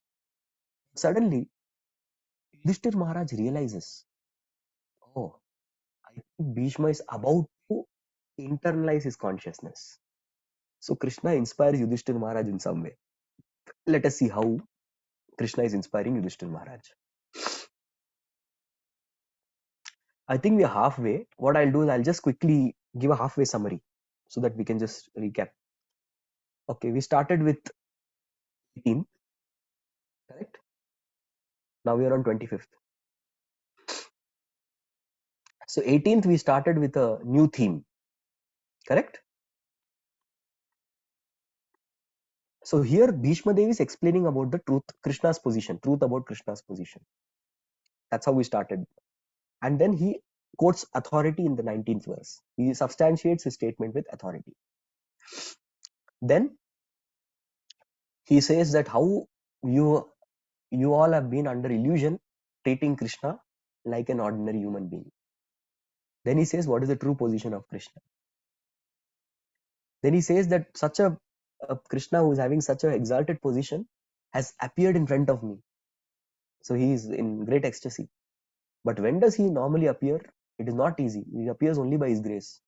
He appears in mind, he appears through holy name, and he appears and kills all the materialistic propensities only by his grace. And thus he tells the Lord, please stay here, let me meditate. And Yudhishthira Maharaj realizes that he's about to internalize his consciousness. Okay. Suta uvacha Yudhishthirastada karanya shayanam sharas panjare aprichad vividan dharman rishinam chanushrinmatam.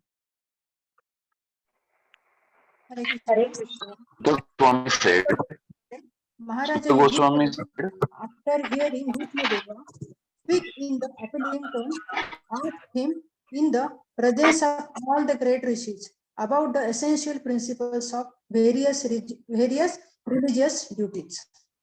Hare Krishna. Yes. So now again here, the will of Lord. The will of Lord is visible here. Now it is Lord who inspired Yudhishthira Maharaj that now you ask some very nice questions to Bhishma Dev about dharmas. Dharmas means duties.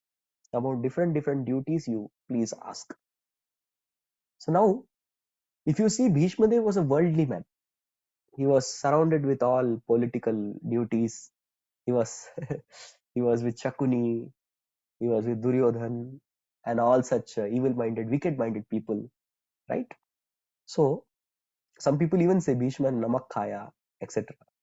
But Prabhupada writes in the purport that Yudhishthira Maharaj knew that Bhishma is a Mahajana and he was superior to many great sages, including Vyasdev. Including the literary incarnation Vyasdev, he was superior to them. That is why Krishna inspires Yudhishthira Maharaj that you ask questions to Bhishma about duties. So you ask. Now, if you see here, the Lord had different purposes. Number one, he wanted to prove to the world. Yudhishthira Maharaj also knew it. Now he wanted to prove to the world that Bhishma is the greatest soul present on the planet at that time. So Krishna wanted to glorify Bhishma like that. Number one, first reason why this Leela is happening. The second reason is Krishna wants to prove that his pure devotee is beyond, he's very sound in body and mind because of his spiritual enlightenment, even if he's lying on Sharashaya. This is the second thing he wanted to prove. One thing, establish the glory of Bhishma Dev more than Vyas. Number two, he wanted to prove that a devotee is always sound in body and mind. Let's look at the example of Prabhupada. How many of you seen your Ever Well-Wisher video? Let's see. Last scene, Jayadvaita Maharaj is holding the dictaphone and Prabhupada is giving commentary to the 10th canto, 13th chapter. Everything, walking and moving. He's acting under the direct control of Krishna. So he's giving his commentaries. So he had clear intellect. He was not disturbed. Normally people go completely bizarre in the last stages of life. But Prabhupada was very, very clear and sound. So passing away of Prabhupada and passing away of Bhishma Dev has a lot of similarities. Correct? So Krishna wanted to prove that his devotee is always clear and sound in body, mind and intellect because of his spiritual advancement. Yeah? And number three, Prabhupada also writes, the third reason is Yudhishthir Maharaj had so many other places where he could have gone for guidance. And there were people who were more learned in Shastras than Bhishma Dev. They were there. But especially, we need to understand Krishna is teaching that worship of my devotee is better than worship of Lord. Aradhananam sarvesham Vishnur aradhanam param tasmat parataram devim tadiyanam samarchanam. So first is to establish that Bhishma Dev is the greatest, his glory. Number two, that even in agreed situation, pure devotee is sound in mind, body and intellect because of spiritual advancement. And third, although Krishna is present there, yes, Krishna is also present there. Yudhishthira Maharaj could have gone to Krishna, but no. Worship of devotee is more important. So you take shelter of devotee more than me. That also Krishna wanted to prove. These are the three reasons why Krishna inspired Yudhishthira Maharaj to ask questions. Somebody is leaving the body and going. Ideally, you're not supposed to ask questions at that time. Come on, what is this? Bhishma Dev is in such a pain. Don't you have any sensitivity? Yudhishthira Maharaj, normally you're very sensitive, you're kind, you're considerate, you're Dharmaraj. Kahan gaya tera sensitivity? And we ask, no, it is Krishna's Daiva Choditam. It is Krishna's inspiration. So it is Krishna who inspired Yudhishthira to ask questions. Next. So now you will see that the different dharmas are going to be explained. From here, Bhishma Dev will start explaining now. What he explains, we will see that. Some portion of purports we will read, some we will not read. Okay. So the first thing that he is going to explain is the Varnashram Dharma.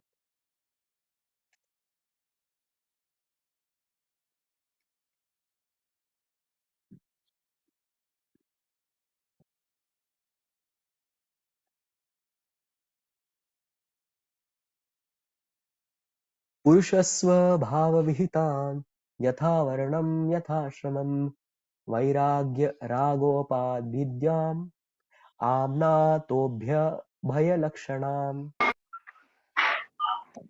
Hare Krishna. At Maharaj Yudhishthir's inquiry, Bhishmadev first defined all the classifications of castes and order of life in terms of the individual's qualifications. Then he systematically, in twofold divisions, described the counteraction by detachment and interaction by attachment.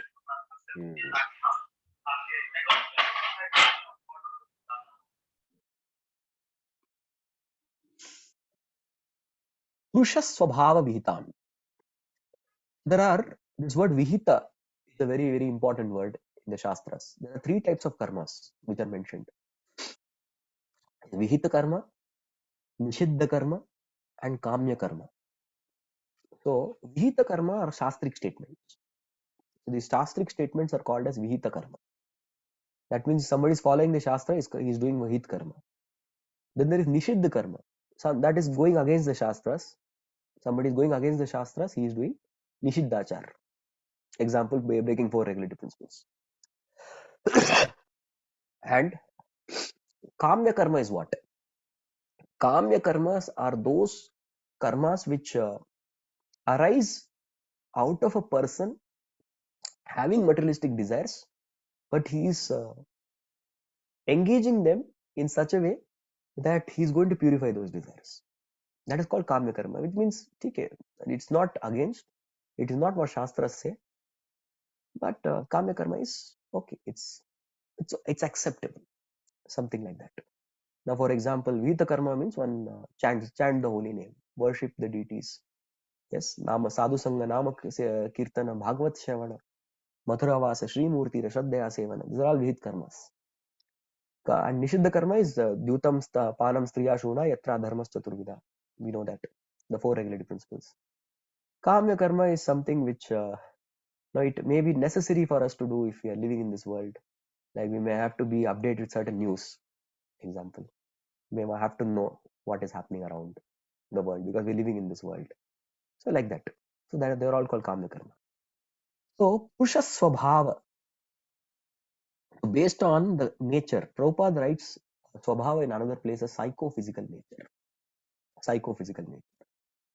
Based on one psychophysical nature, everybody has different types of Vihita karmas. One person's Vihita karma may be different. Vesve karmani abhiratah samsiddhim narate labha.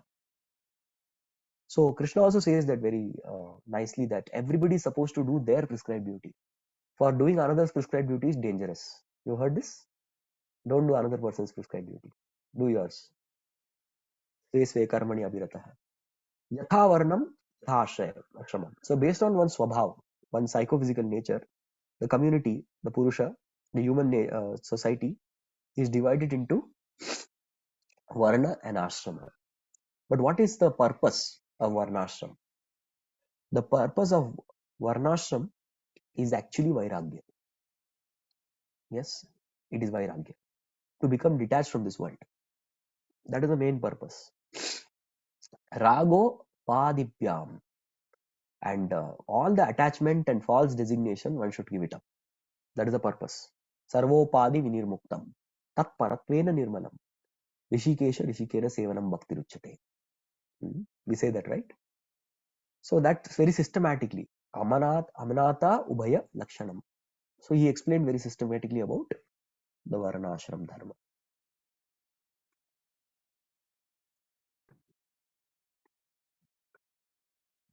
So Prabhupada has taken some words from the Shanti Parva of Mahabharata, 60th chapter. There he goes on to mention certain advice for all human beings. Now these are common advice for everybody. First of all, this is explained. We say na ahara nidra bhayamaitunam cha samanyam etat pashubirnarana dharmo hi tesham adhiko vishesho dharmene hina pashubir samana. The 4 common activities: eating, sleeping, mating, defending, between human and animals. But it's dharma that makes a human different from animals. So what is dharma for all human beings? Everybody, common dharma. These 9 things. Can someone read? Bhishmadeva Hare advised. Krishna.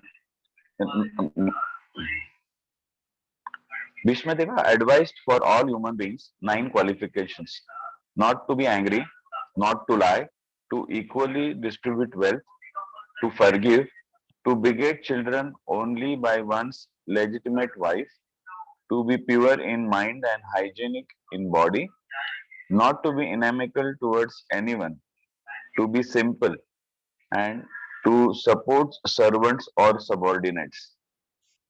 So this is the symptom of the civilized human being, which means the moment you want to be in the system of Varnashram, we need to have these qualities. Then you're qualified to take part in the Varnashram. So these are general symptoms. Brahman ho, Kshatriya, Vaishya, Shudra, whoever it be. These are the 9 qualities required. So these are such very, very high standards that we can see here. So if one is not following this, he is not a civilized human being.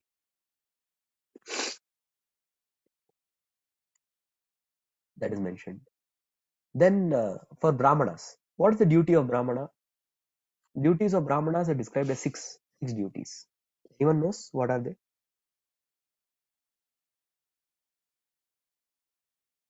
Anyone? Patan, Yajan, Yes. Patan, Patan, Yajan, Yajan, and Dan, Lena, Dan. Dana Parigraha. Correct. So these are the 6 duties of a Brahmana. Now Prabhupada has very elaborately given about Kshatriya's duties. Vaishya not much, Shudra not much. But mainly about Brahmanas he has given these 6 things only. Major activity of a Brahmana is to study the Shastras and to preach the Shastras. And that's why Prabhupada would often say that our ISKCON is a Brahman producing movement. Because we are teaching Shastras to everyone and inspiring everyone to go and preach the Shastras. Even if you read the 4th chapter of Bhagavad Gita, in the 4th chapter, there are different kinds of yajna mentioned. There is a Dravya yajna and there is Jnana yajna. Dravyas are with material things, objects, sacrifice of material objects. But the Jnana yajna, the sacrifice of knowledge, distribution of knowledge is superior to Dravya yajnas. So that is why Brahmana performs the highest quality of service to the society. Because he is guiding the society by transmitting knowledge. That perfect guidance he is giving to the society. Okay. Kshatriyas. I'll just highlight one portion, you can read.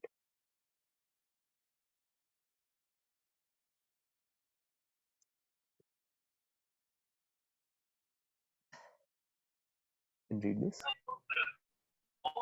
This paragraph.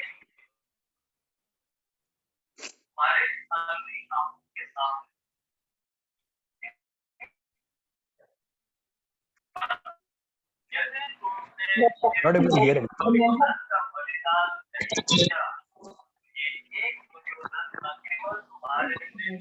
We are unable to hear you. There's a lot of The background Kshatriya.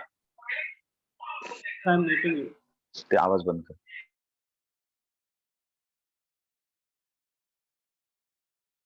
Maybe Prabhu, you can adjust your mic. The next devotee can read. The Kshatriya, the member of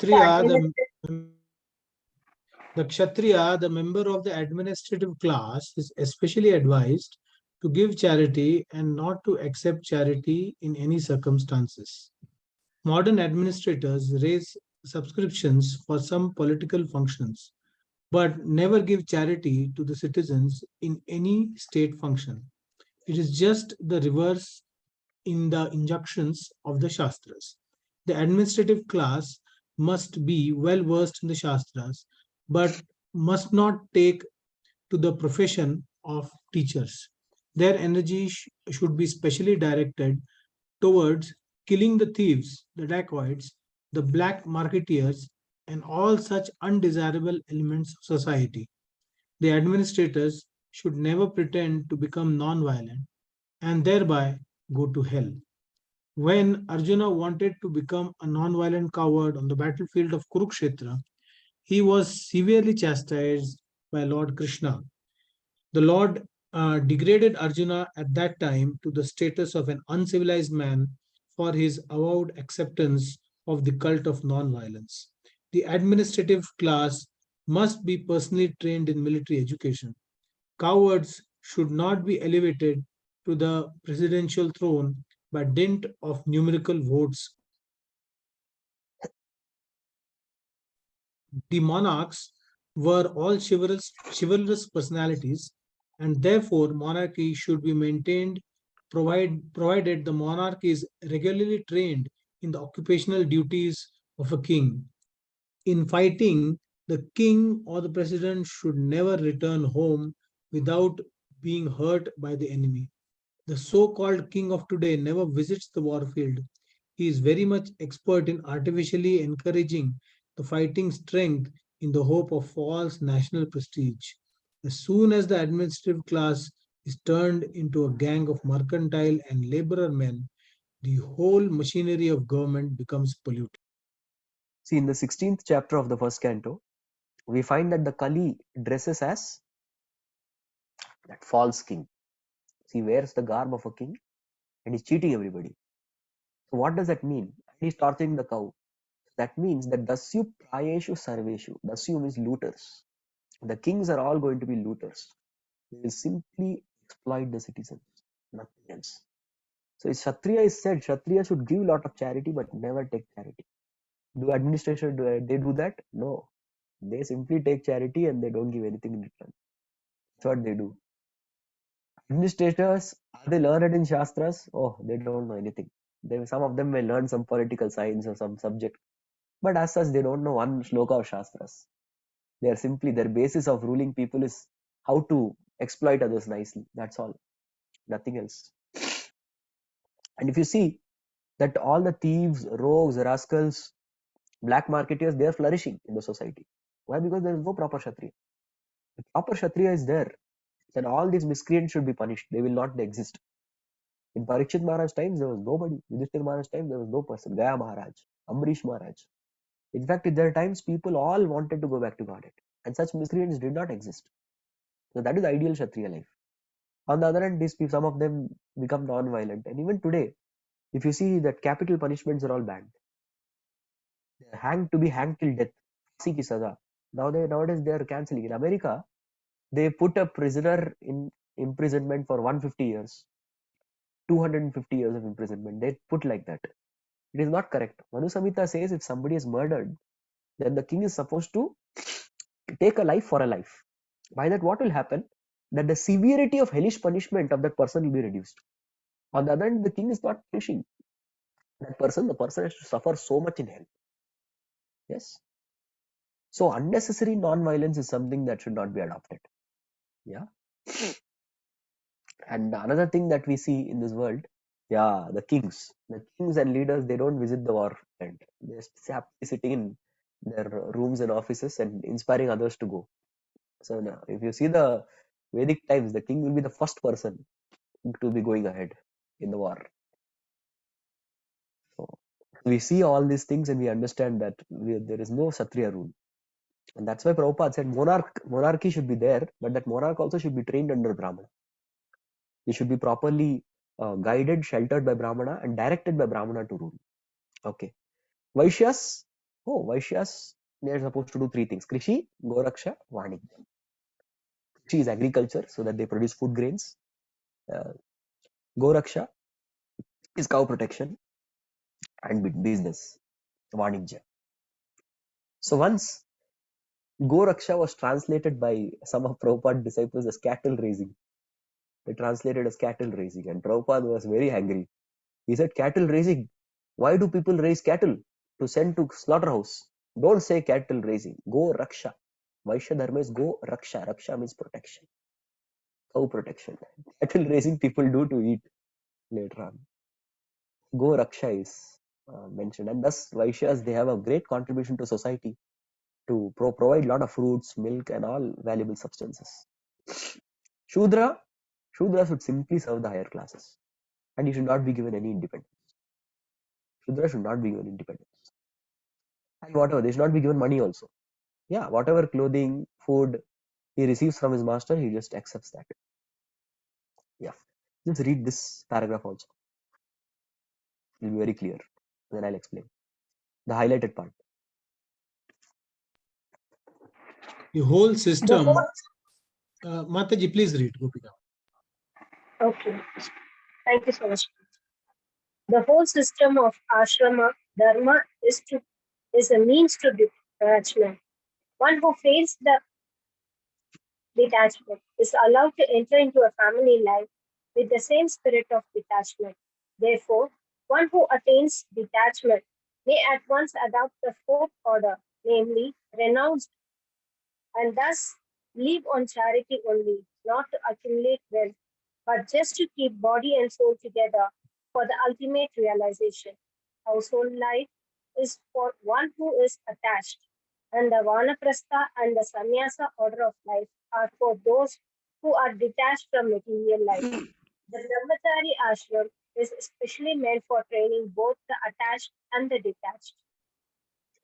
Yes. In the student training life, a person is attached and detached at the same time. On the other hand, a grihastha should be externally attached, internally detached. And Vanaprastha and sannyasis should be completely detached. If you see, this detachment is gradually cultivated in Varnashram. Even in sannyas, there are 4 stages. It's Kutichaka, Bahudaka, Parivrajakacharya, and Paramahamsa.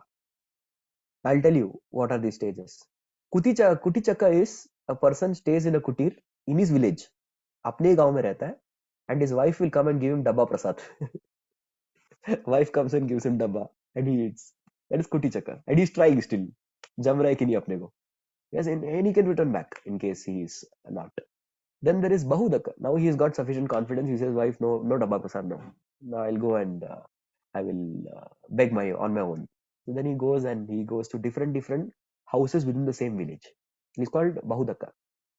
He goes and begs. The third is now he's completely confident, Parivrajagacharya. Now he goes beyond his village to go and travel all around preaching and begging and living.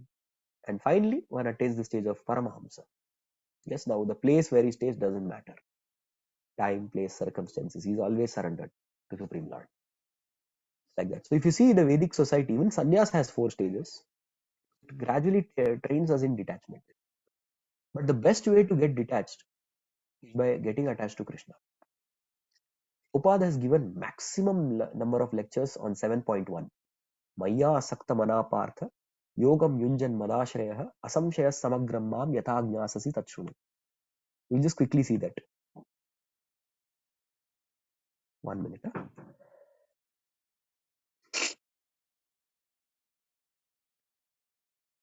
So simply by hearing about Krishna, we can become completely detached from Maya and attached to Krishna. This is the goal of life. Prabhupada has given 35 lectures on this verse because this is our goal. Tachrunu, you hear first. When you hear about Krishna, what happens? Yata ajnasasi, you get knowledge. When you get knowledge, what happens? Asamshaya samagramam, your doubts are completely destroyed. When your doubts are destroyed, what happens? Madashraya, you take shelter of Krishna. You take shelter of Krishna, what happens? Yogam yunjan, you are engaged in the process of yoga. And if you engage in the process of yoga, what happens? Your mind becomes attached to Krishna. Correct? So Varnashram is a path of detachment, but our path is Bhakti Yoga. It's the path of attachment to Krishna. At the moment we are attached to Krishna, we automatically become detached from Maya. Correct? Yeah. Next. Dana dharman, raja dharman, moksha dharman, vibhagashah, sri dharman, bhagavad dharman, samasavyasa yogatah. So he describes the 5 types of dharmas.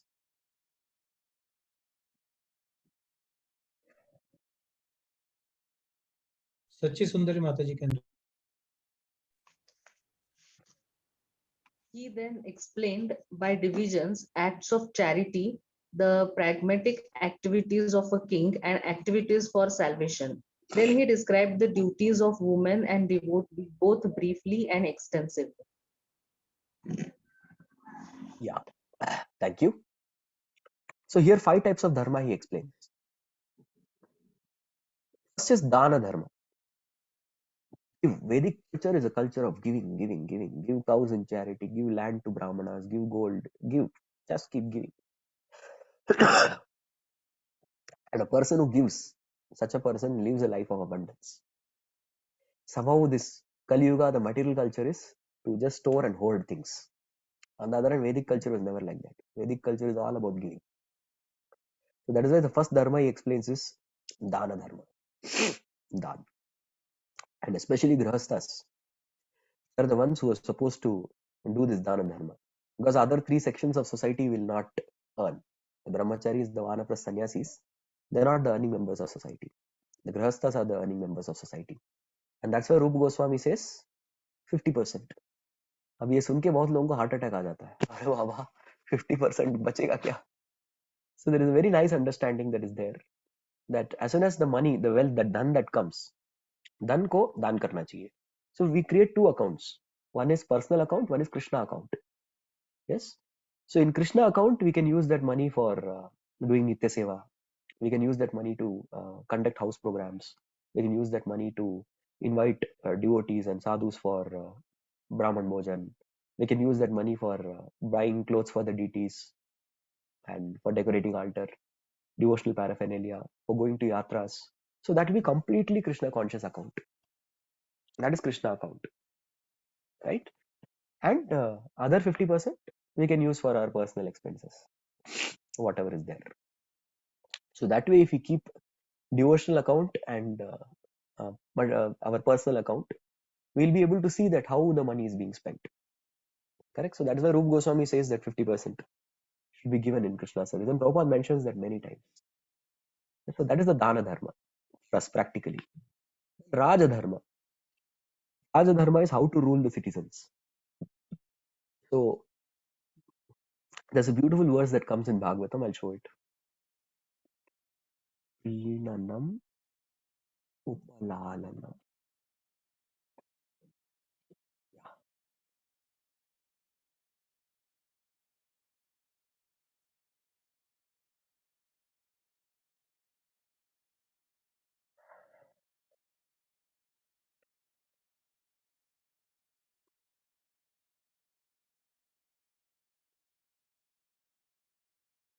Yeah, this is how Gaya Maharaj ruled.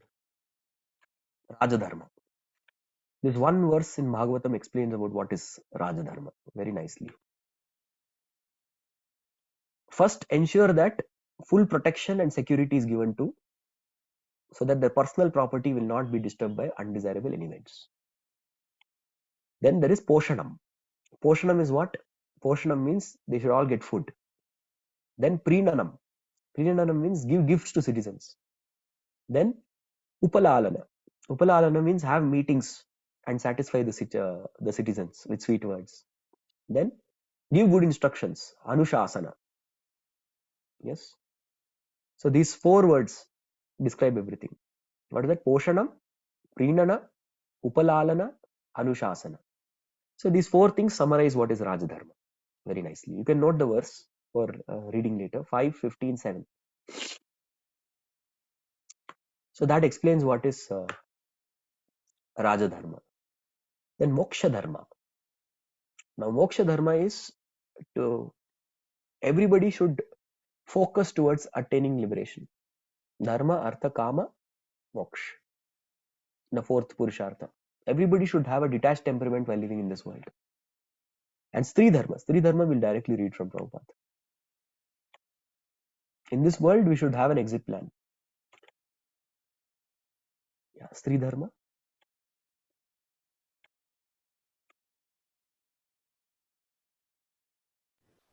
As far as women are concerned, they are accepted as the power of inspiration for men.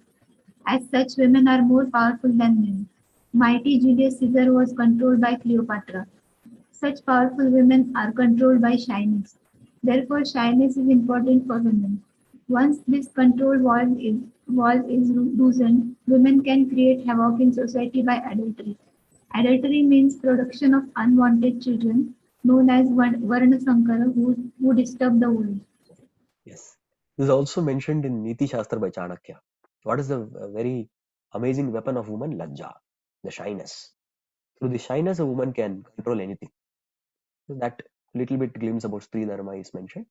Finally, there is Bhagavad Dharma. Bhagavad Dharma is how to please Krishna. That was the main subject matter. How to please Krishna. So Prabhupada mentions 5 things. Associate with devotees, chant the holy name, worship deities, reside in holy place, and Sri Murtira Sadhya Sevana, worship deities. So Sadhu Sangha, Nama Kirtan, Bhagavad Shravan, listen to Bhagavatam, Mathura Vasa, Sri Murtira Sadhya Sevana. These 5 items. Because the Bhakti Rasamrita Sindhu says that somebody who comes in contact even little bit, Alpa Sangaya, even little bit you come in contact with any of these 5 powerful elements, one will find that one can attain prema. One will please the Lord very easily. Okay. Next is Purusharthas. He explained about the 4 Purusharthas. Dharmartha Kama Moksham cha sahopayan yatha mune nanakyane tihaseshu varnayamasa tattvavit.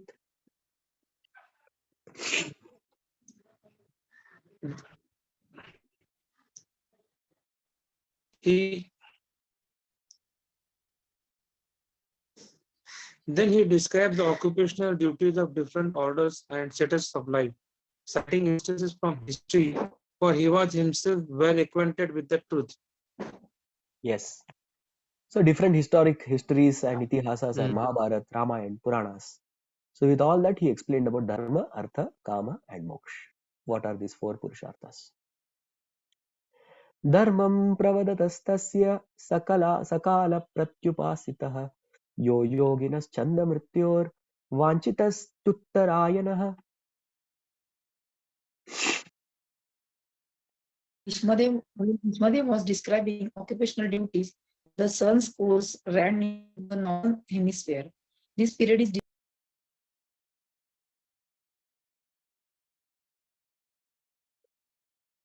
is desired by mystics who die at their will. Hare Krishna. In 8th chapter of Bhagavad Gita, there are 4 conditions mentioned. Anyone knows what are the 4 conditions for quitting the body at the time of death? Try, no problem. Uttarayan, daytime. Yes, one should leave body in Uttarayan. Uttarayan means when the sun is in the northern hemisphere. Why? Because it's daytime for demigods. Because the demigods, they also assist the jiva to go transport to the higher realm. So that is very important. Then second? Daytime. Daytime. So night is the dark hours. The negative evil energies are prominent. In the daytime, the evil energies are absent. So there won't be any obstacles. The third one? Shukla Paksh. Yes, it should be in Shukla Paksh, in the waxing of the moon, not in the waning of the moon. Yes, that is Shukla Paksh and not Krishna Paksh. One more? When there is light. Yes, when there is light or fire. Fire god is prominent. Fiery, not smoky day. It's a fiery day. Agni Dev has to be present. Okay, so Agni Dev's kripa should be there. That's what is fiery. So now it is said very clearly that a devotee need not bother about all this. Vedeshu yagneshu tapashu chaiva daneshu yat punya phalam pradishtam akiti tatsarvamidam viditva yogim param sthanam upechyathyam. Bhishmadev is simply respecting the norm. He's just respecting the laws created by Krishna, but a devotee need not bother about anything. Oh, from which chakra am I supposed to leave? Which hole should I leave this body? Will I leave from Sahasra Brahmarandra? It's daytime, it's night time. Because it is said, if one doesn't follow these 4 conditions, then one goes to moon planet, enjoys for 10,000 years and comes back. Whereas a devotee need not bother anything about all this. Because for a devotee, what happens? Teshamaham samuddarta mrityu samsara sagarat bhavamina chirat partha mayaveshita chetasam. So for a devotee, Krishna takes care of everything. Krishna brings the devotee back to God. He takes care. He personally comes, lifts the devotee from material existence, and he takes. You don't have to bother about any of these conditions. But still, Bhishma Dev is following the norm. He just set an example. So now, Bhishma Dev is now going to absorb, internalize. Now his instructions are over. He's going to, because he saw that the sun has entered the Aries. Now he will internalize his consciousness. तदोपसंहृत्य गिरः सहस्रनीर्विमुक्तसङ्गं मन आदिपूरुषे कृष्णे लसत्पीतपटे चतुर्भुजे पुरः स्थिते आमिलीतदृग्व्यधारयत्.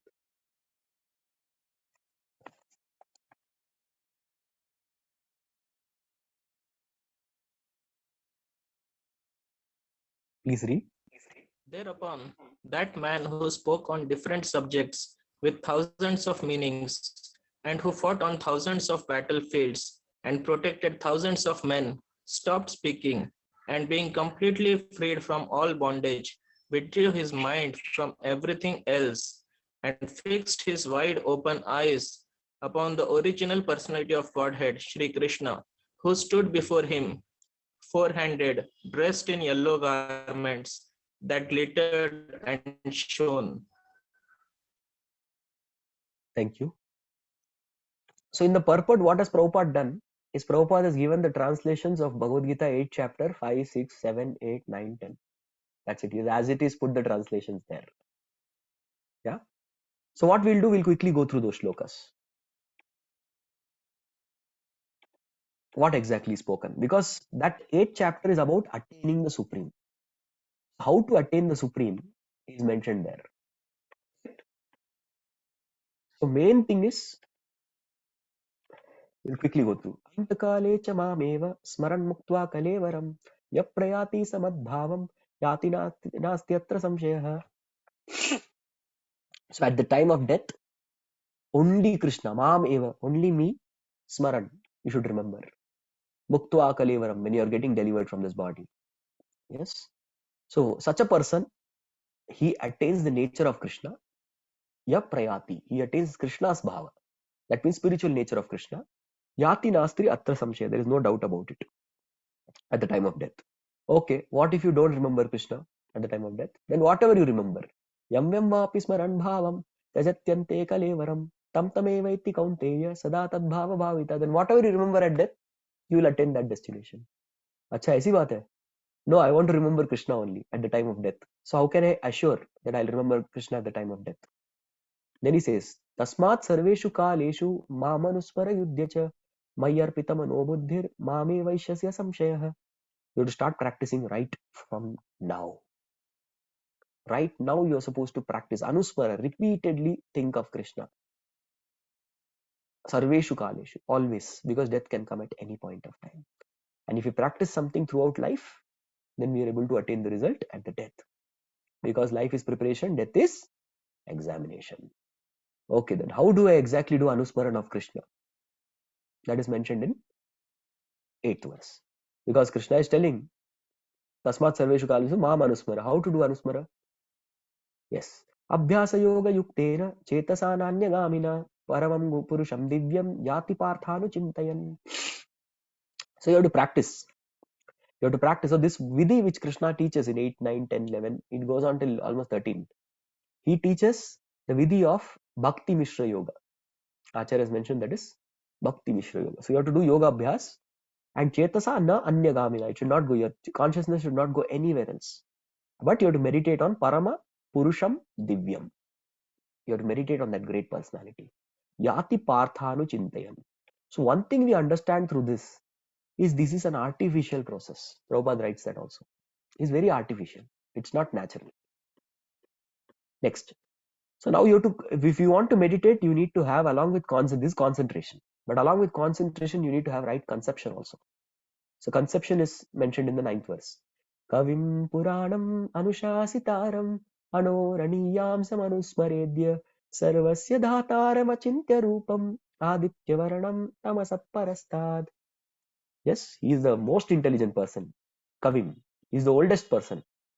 Anushasitaram. He is the person who is the instructor.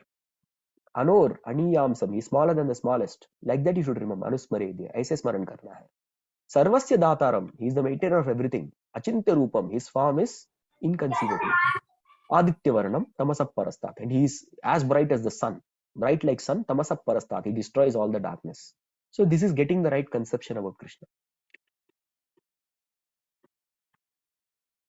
Pranakale manasachalena bhaktya yukto yoga balena chaiva bhruvor madhye pranamavesha samyak satam param purusham upaiti divyam. So now here the procedure is mentioned. The procedure is how one is supposed yoga balena. With yoga bala, manasa achalena. Mind should not move. Bhaktya yukto. That's why it's called Bhakti Mishra Yoga. Bhakti is also there a little bit, but mainly it is yogic process. Bhruvor is eyebrows. Madhye pranam. Situate your focus, energy, prana here. And avesha samyak, completely absorb in between eyebrows. If you all try this, you know what will happen? First, little headache will come. Then big headache will come. And then neck pain will start. Then back pain will start. Then whole body will pain and eventually will quit. Yeah, so it is not for us. Anyways, coming back. So here one thing we need to understand that Bhishma Dev is not artificially remembering Krishna. He is naturally remembering Krishna. On the other hand, the procedure mentioned is artificial remembrance. A yogi has to artificially remember. Why? Because he has no love for Krishna. No? If somebody has love for Krishna, he'll naturally remember Krishna. But a person who doesn't have love for Krishna will artificially remember Krishna. Yes. So once one devotee had gone for Barsana eye camp he was telling what is the difference between a sadhaka and a Vrajavasi, Barsanavasi. So he was seeing that the Barsanavasis, after their eye treatment, they're sleeping. But in between sleep also they are chanting Krishna's name. In between. So he was telling the difference between Barsanavasis and sadhaka is that Barsanavasis, they chant even while sleeping. And sadhakas, they sleep even when chanting. Because for us lovers, Krishna's love is not awakened. He is not a lovable object for us.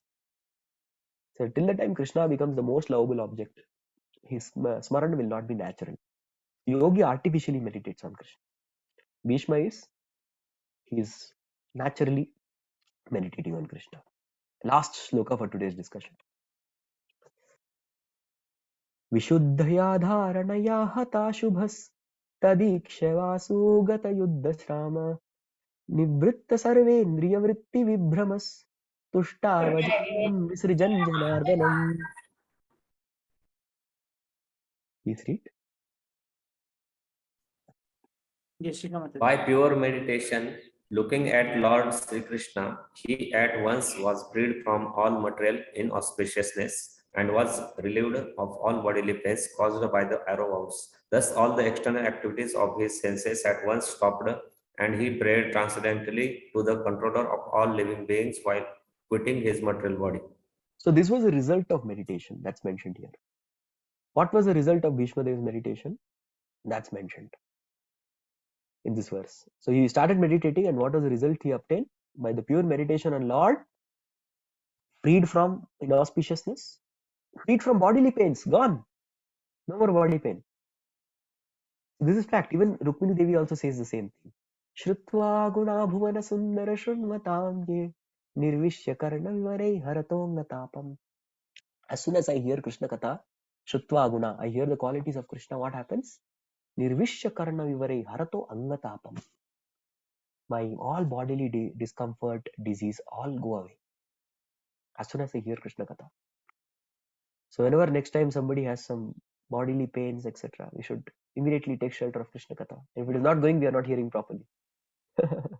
Vishwadev is immediately, yes. Whenever I am in pain, I am listening to kirtans. Amazing. And also same Yes. effect. No problem. There is Katha Kirtan, Guna Kirtan, Nama Kirtan. Shukadeva Goswami will say in the second canto, when you read second canto, you'll understand that Nam Kirtan is highest. That is the best. Best Kirtan is Nam Kirtan. Very nice. We can keep hearing Nam Kirtan. We become all right. Of course, it doesn't mean we don't take medicines. We don't. But yes, our shelter should be Krishna. Holy name should be our shelter. Here we see that immediately his external senses at once stopped and he started offering prayers. What prayers he offered, that we'll see tomorrow.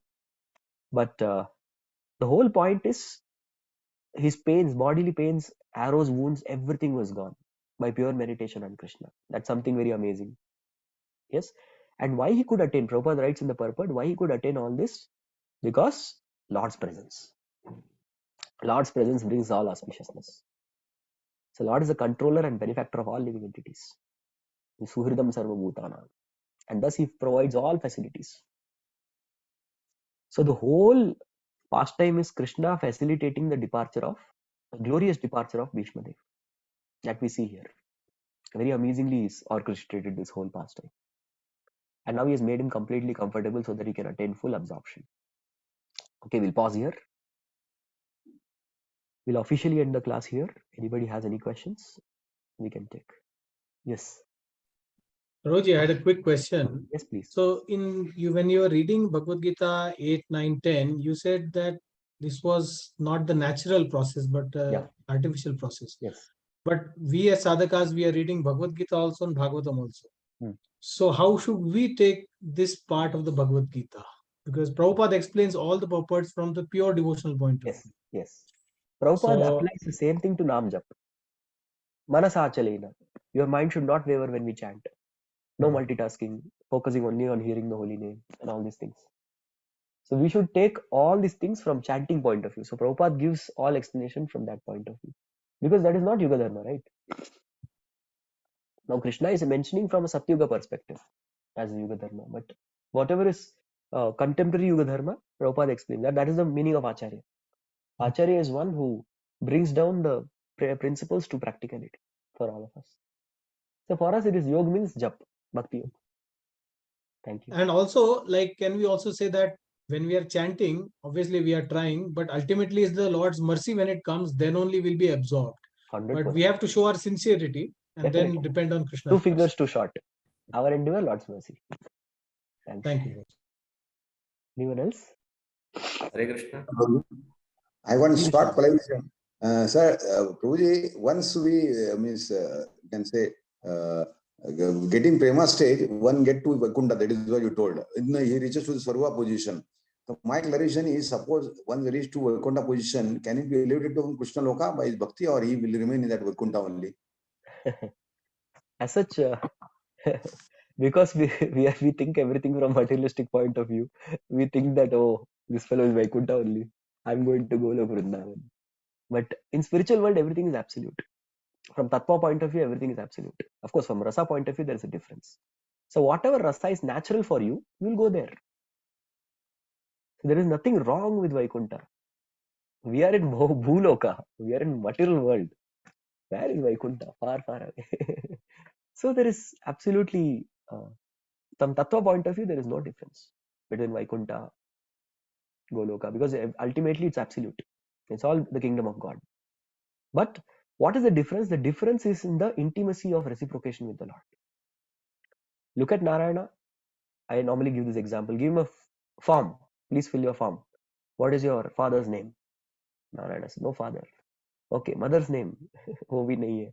Brother's name. No brother. Sister's name. No sister. On the other hand, Krishna, he will say, father's name, do hai mere.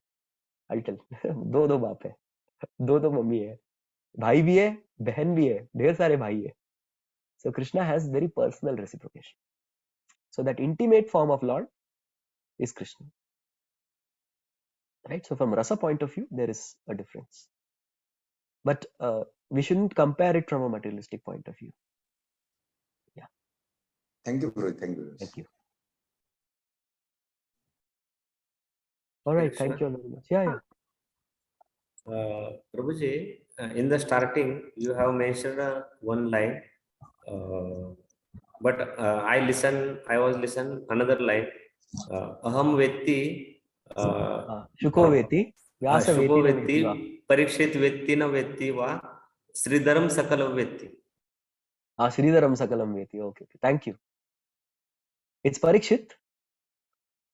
Yes, Parikshit vetti no vetti, Sridharam sakalam vetti. Okay, thank you. Sridhar Swami knows everything. Bhavat Deepika. Okay, thank you. Thank you very much. I've heard this one also. Okay.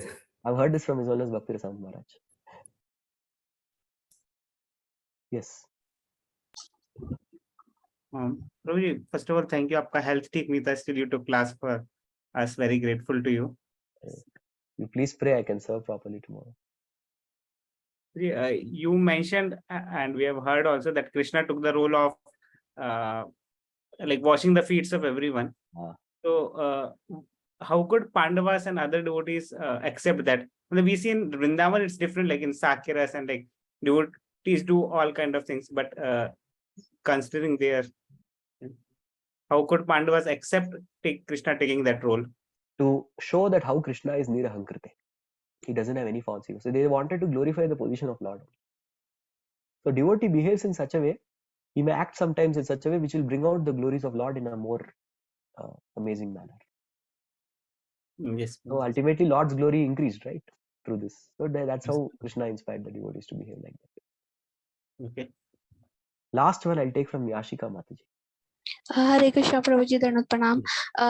Prabhuji, how to see every situation in a spiritual way? Actually, sometimes we materialize things or... Yes. When we understand and realize this fact that Krishna is Sarva Karana Karan, when we realize this fact with practice of sadhana, that ultimately everything, every situation is offered to me by Krishna, then we'll be able to see everything very nicely. So it is Krishna who has given me this favorable situation to grow in bhakti. It is Krishna has given me this unfavorable situation to grow in bhakti. In either case, Krishna wants me to grow in bhakti. So favorable, unfavorable, apparently. but I'll still grow in bhakti because it's Krishna's way. Okay, we'll close here.